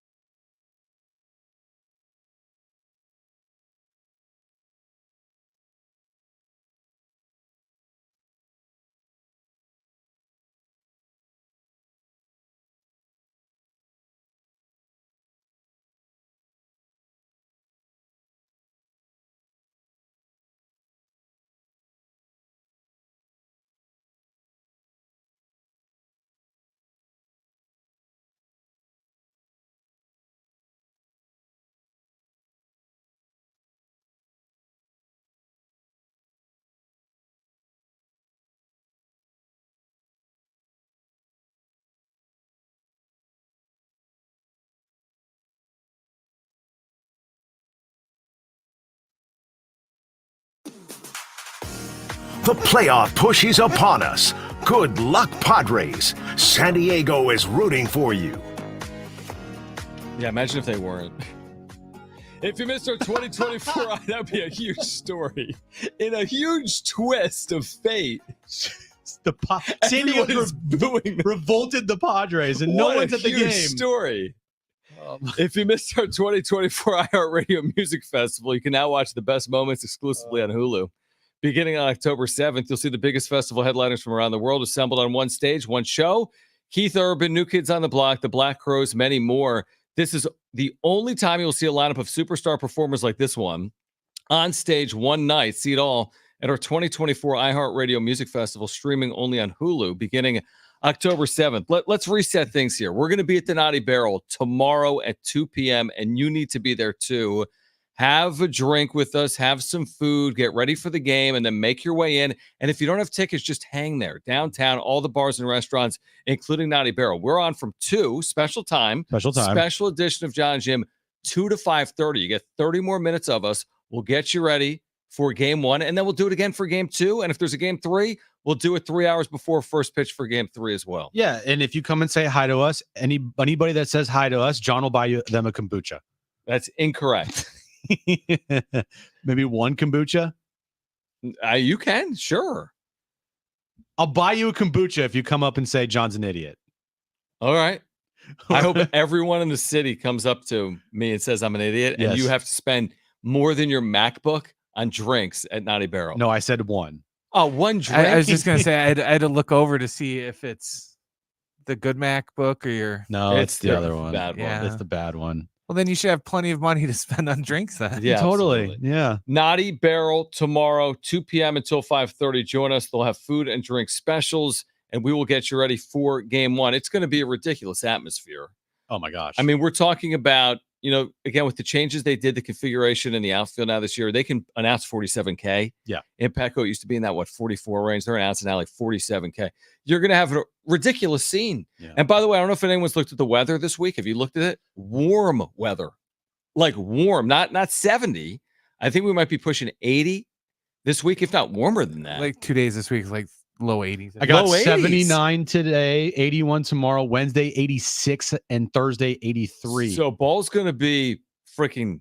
Let's go. Right. This isn't Marine Layer nights. Okay. No. You might see a little bit of offense. And Michael King, if you would have told me the day the Padres made the trade, the Juan Soto, Michael King headliner trade, that this is where we would be at the end of the regular season, I would not have believed you. I wouldn't have. I would not have believed that Michael King, who was a part-time starter in 2023 at the New York Yankees, 10 starts, would start game 1 of a wild card series at Petco Park. I could not be sold that 7-8 months ago. No, I could not have either. I just wanted Michael King to be a serviceable 3 or 4. Mm-hmm. Like, hey, if you had a season with like a 3.5 ERA, I'd be like, that is incredible. Sign me up for that right now. Yeah. Dude had a sub 3 in almost 180 innings pitched, 200 plus strikeouts. And I think he finished with a record of 13-9, if I'm not mistaken. It's good. I mean, the wins and losses in baseball now for pitchers, what doesn't mean a lot, but I mean, it's an indicator of like, did your team perform well while you were out there? And his numbers across the board are numbers of like a number 1 on a staff. Oh, by the way, something that the biggest thing that Kyle Glaser said we didn't reference until right now, Max Fried isn't even on regular rest. If he pitches tomorrow. Tomorrow, he's not on regular rest. Now, they could get cute. I'm sure they have a starter available. I don't know who that is. Is they used whatever that guy's name is in game 1. Lopez ain't pitching tomorrow. He threw Schwellenbach. So Fried's on 3 days rest. Now, he's a left-handed starter, which is scary. And if he throws tomorrow, that's still scary. But do you wait on him until game 2? They both matter. There's no difference between game 1 and game 2. They both matter. If you're Atlanta, do you throw Max Fried on 3 days rest? He pitched September 27th. They're now traveling. He'd be on 3 days rest. I don't know if he's done that previously this year or not. He's done it previously. I don't know if he's done it this year, but that's another storyline heading into this. That'd be one of those things where they kind of almost have to, don't they?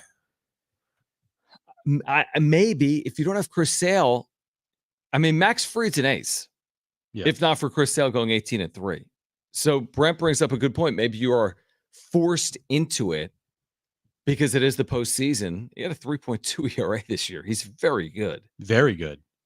I'm just gonna wait and see. I mean, I'm not gonna like speculate. I mean, I wouldn't be surprised if Fried goes game 1, but I also wouldn't be surprised if he doesn't, because they might view it as we rather have him on regular rest going game 2. Matters just as much. Yeah, and kind of just work off of pure adrenaline tomorrow and see what you can do. Instead of trying to get Fried in there on short rest, and then game 2, what do you do game 2? That could potentially be an elimination game. And in a potential elimination game, would you want Max Fried on the mound, or would you want a who the hell knows on the mound? So their rotation, well, first of all, Charlie Morton can throw. But he pitched Sunday. Okay. Yeah, they're in a rock hard place situation. If Sale's out, you could throw Fried on 3 days rest. You could then throw Lopez in game 2 with 1 day between a bullpen. He threw an inning today? He threw an inning, yeah. I don't know how many pitches he threw. But... So, I mean, they're in an interesting spot. The Padres are in a much more favorable spot. The Braves will be overcoming odds and adversity to win this series. Simple as that. Yep. That's just a factual statement. Nobody's saying they can't do it. I'm just telling you right now, if they do it, it's not against all odds. They're just overcoming a lot to do it if they do it. And here's the scary part about this for me is that we'll be talking about this nonstop for the rest of this show and all of tomorrow leading up to first pitch at Naughty Barrel. I feel like the more we talk about this, the better we're going to feel about the Padres. And almost from a standpoint of like we're already putting them in to the division series. Not me and you. I'm talking about everybody. I feel like that the level of confidence leading up to first pitch with everything that's going against the Braves, Sale out, Fried potentially on 3 days rest, or a bunch of randos out tomorrow to pitch game 1, traveling for Atlanta. They have issues with the bullpen. Yeah, you're saying the fans are feeling that way, but we've just told you for 2.5 hours why not to feel that way. And I truly believe that. Wounded animal theory. A wounded animal is a dangerous animal. House money theory. Yeah. When you have it, it works to your advantage. I mean, I hope I'm wrong. I hope they win 10-0 back-to-back games, the Padres. That'd be awesome. Amazing. And it can happen. Yep. There have been series that have been lopsided, short series. Yeah. But that's not my expectation heading in. It's not.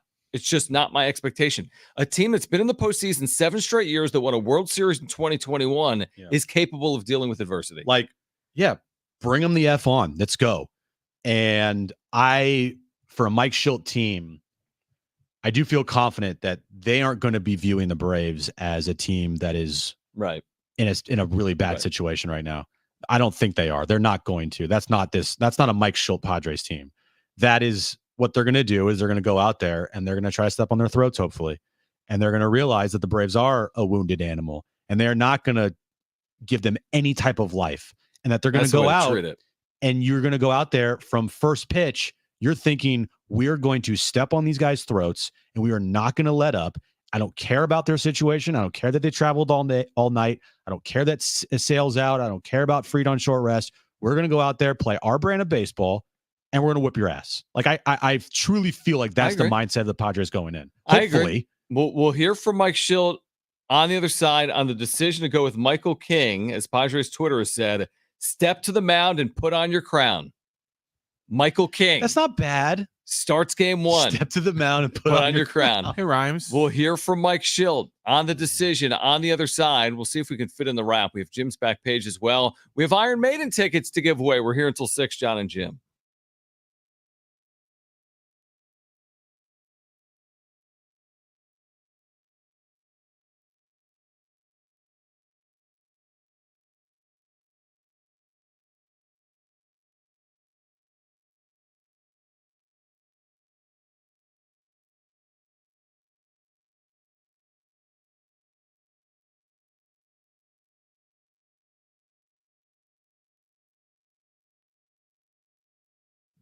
Hey guys, it's Schaefer, and lower mortgage rates are finally here thanks to the Fed and Loan Pronto. Loan Pronto just locked in a homeowner at 4.59% APR, the lowest in 2 years. Whether you got your loan last month or maybe within the last year, it's time to call Loan Pronto and dump that high rate loan. You can lock in a lower rate fast with virtually no paperwork and usually no appraisal. There's no limit on how many times you can refi. So get started. Use this opportunity to get cash out and wipe out your credit cards.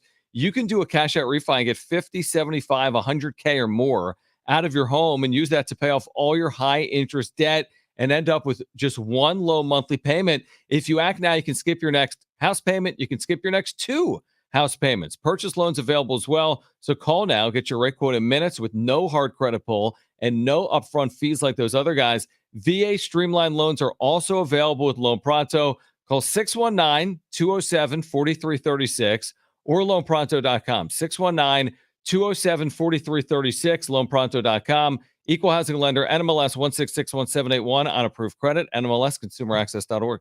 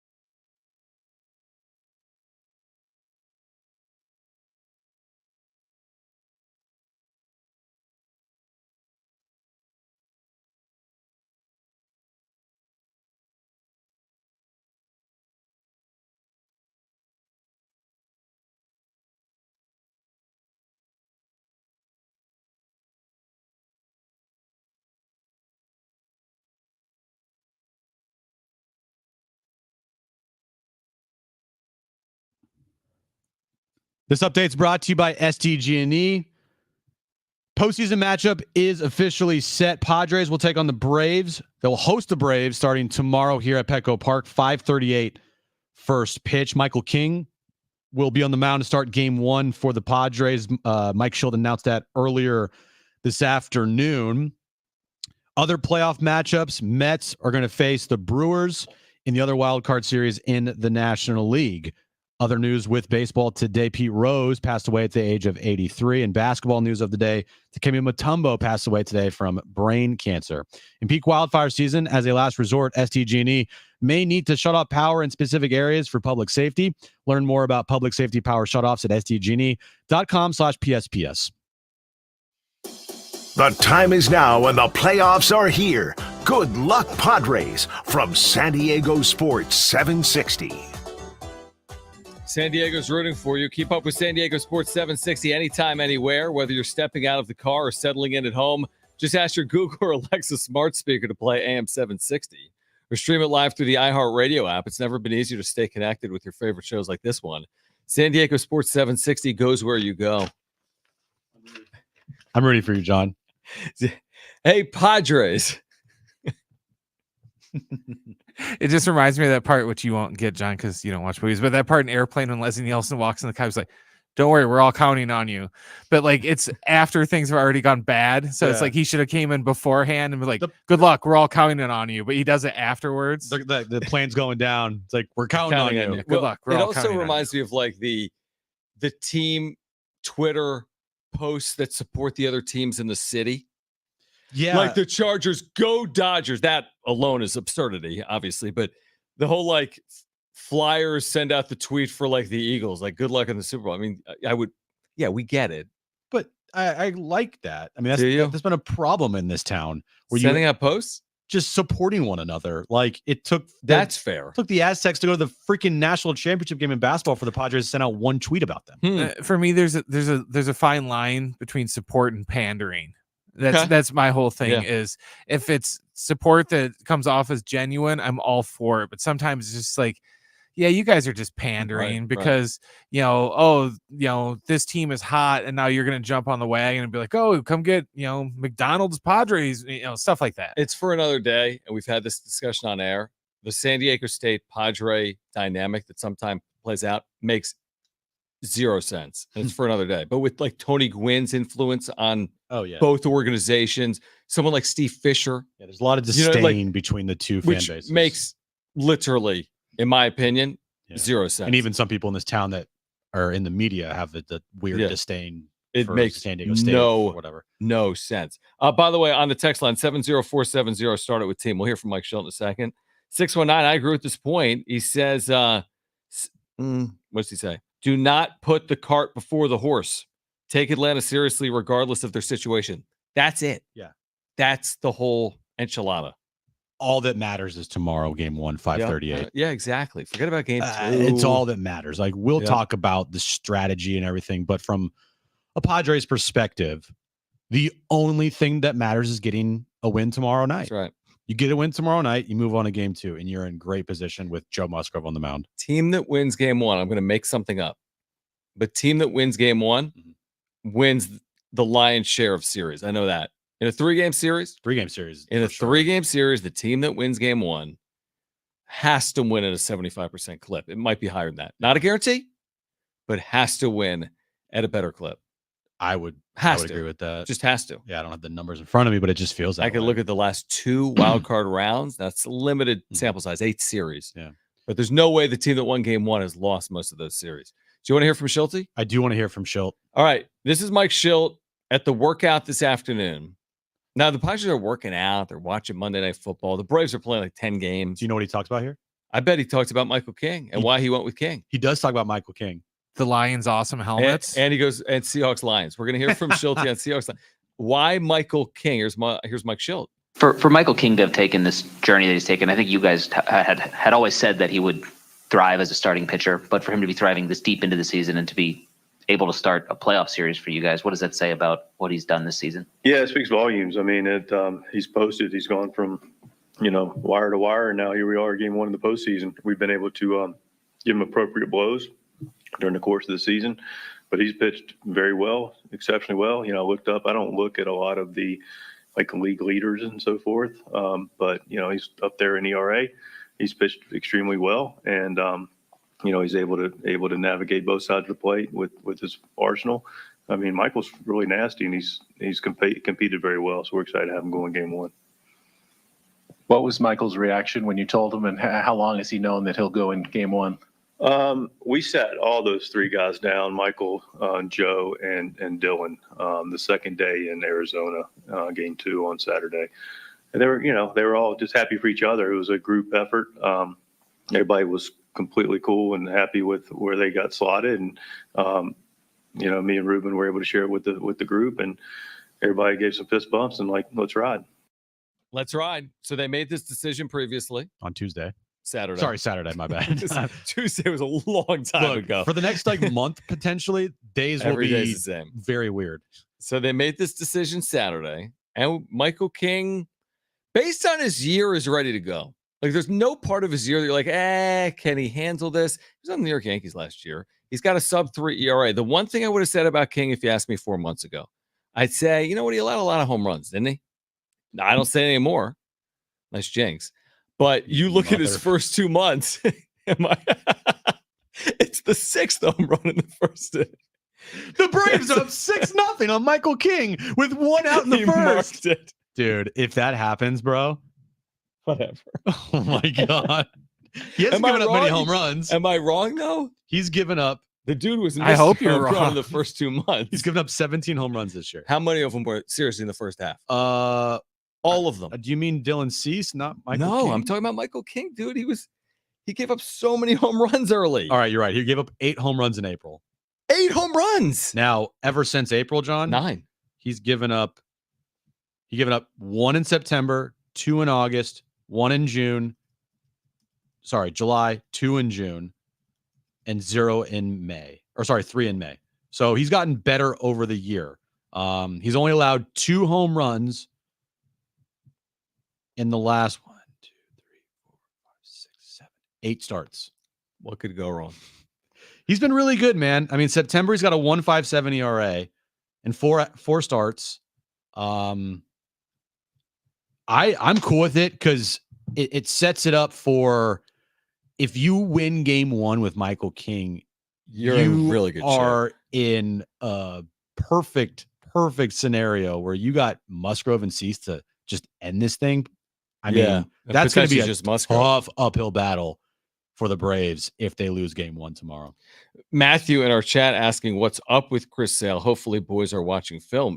They're not going to see him in all likelihood. It's not confirmed like what we would say is officially official, but when the manager of the Braves says post-game that he's not expecting him to be available, he's dealing with back spasms, I got to take him at his word. I don't think you do the gamesmanship heading into the series, and they're going to have to announce the roster at some point tomorrow afternoon.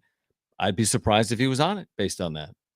Maybe things change, but I'd be surprised right now if he was on that roster. Yeah, I would be too. But then again, I wouldn't be. You know, Put some heating pad on that thing and like you could wake up tomorrow and be like, yo, feel better. Put me in Skip. Because I would hope that's the case. I mean, hasn't there in Chris Sale's career been a time where like he didn't pitch like crucial games and he was like criticized for it?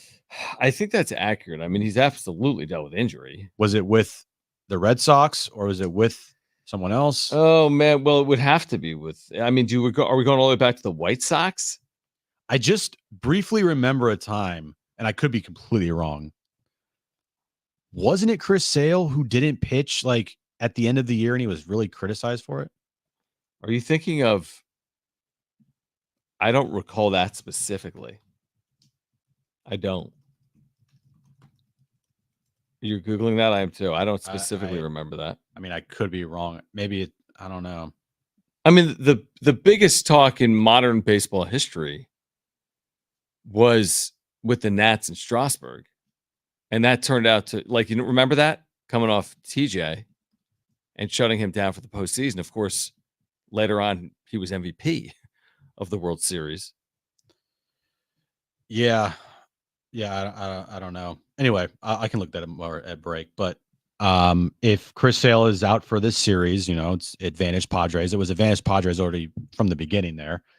And going into tomorrow, you're ready to go. Like, you're going up against a wounded team, a team that will have traveled, they have celebrated, and I think, you know, tomorrow night, I would be shocked if they don't win game 1.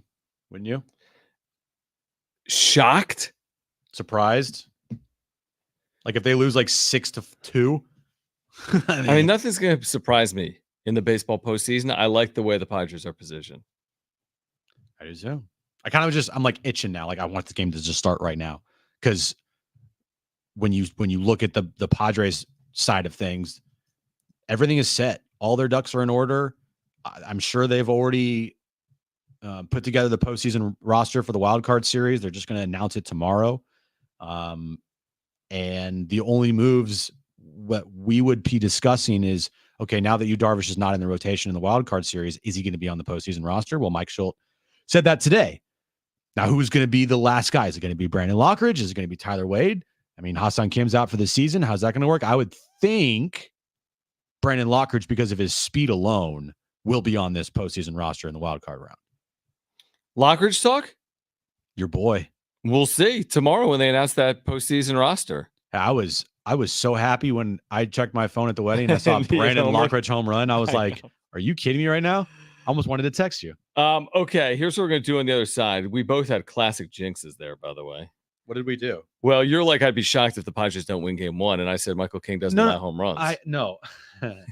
I just said if they lost tomorrow, the Padres 6-2, that would be, in my opinion, a little shocking. Right. That's called a jinx. Jim's back page next. I hate you.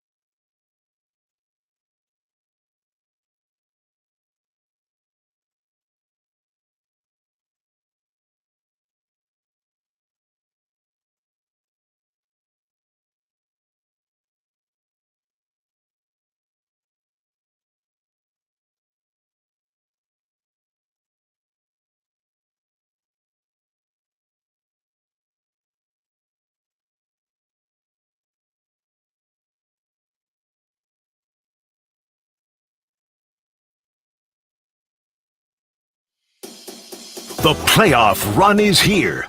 Good luck, Padres, from everyone at San Diego Sports 760. Keep up with San Diego Sports 760 anytime, anywhere. Whether you're stepping out of the car or settling in at home, just ask your Google or Alexa smart speaker to play AM 760.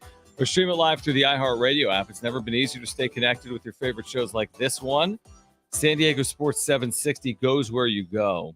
I had an amazing point to make before Jim's back page. It was like going to be the best point I made in weeks, but I forgot. You're saying like years wrong. Years. It would have been the best thing I've ever said on this show. Correct. But I forgot. And now I'm looking at, thank you, Brent. Researcher Brent. There have been 8 wildcard series. Oh, yeah, there you go. Over the last 2 years. Yes. In a best of 3 format, the game 1 winner is, drumroll, John, 8-0.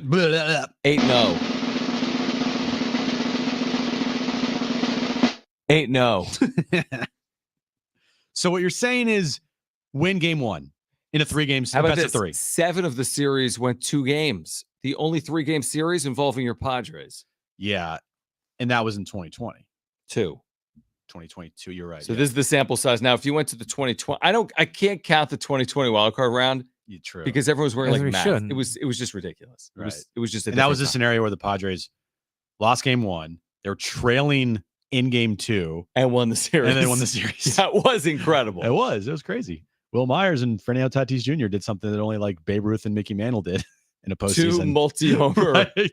That was amazing. It's like, what? It was amazing. But win game 1. Win game 1. Now, and we'll talk about it more, but even if they happen to lose game 1, I still would feel confident because, not as confident, but I still feel good because going forward, you got Musgrove and Cease lined up for you. Dude, I agree with that. The temperature of the fan base would be skies completely fallen. 100%. I know. And so would mine. True. I mean, I would be like, skies falling if that happened. I'd be like, yeah.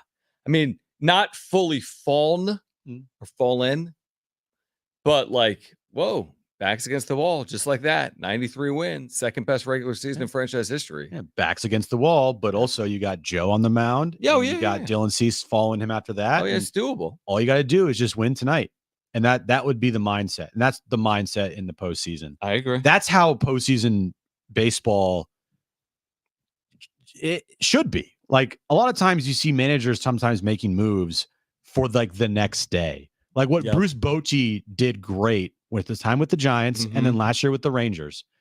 He focuses on winning that game, worrying about tomorrow. That's right. And that's what you got to do in the postseason because you can't like just say, oh, we'll get him tomorrow because there might not be tomorrow and tomorrow might be too late. You got to worry about the here and now. That's the Atlanta theory today. Like Ronaldo Lopez on the mound in a 1-0 game. You're like, well, what about his availability in the postseason? You got to get there. Yeah. So we'll see if it's the right strategy or not for Brian Snitker, but you have to throw everything at it to get to this point, and they've made it to this point. What do you got, Brian? Before we get to Jim's back page, too, I thought it was funny, too, today, the news that, the Giants were going in a different direction. Yeah. And it wasn't like 2-3 years ago, this guy was supposed to be like the next big, like, baseball front office guy who's going to be the next Theo Epstein and everything. And then now he's out. Farhan? Yeah. I mean, that was a disappointment. Buster Posey, like, interesting. I mean, obviously beloved, but interesting just because what if it doesn't work out?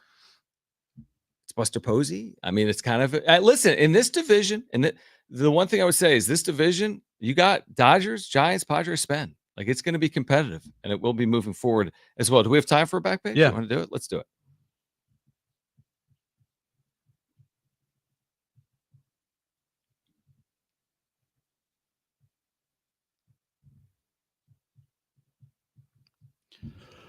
All right, Burger King is dropping a new Addams Family menu October 10th that includes churro fries, a chocolate cake batter shake, and a purple Whopper. So you can get the I knew it. I was going to guess black, but purple. Okay. Wednesday Whopper. That's purple bun. Gomez churro fries. Things rings. And Kooky chocolate shake. Sounds good. You can also get a Burger King crown with the Addams Family on it. So that drops October 10th at Burger King. It's a Monday, so it's Crumble Cookie Day. The new Crumble cookies that have been added for this week, John, are cookies and cream milkshake featuring Oreo crumble cookie, okay, pumpkin cake cookie with a cream cheese frosting, oatmeal chocolate chip, semi-sweet chocolate chunk, a brownie sundae, and the ultimate peanut butter cookie. Is this national or local, by the way, when you do that? Like, is this crumble like nationwide locations, what they do?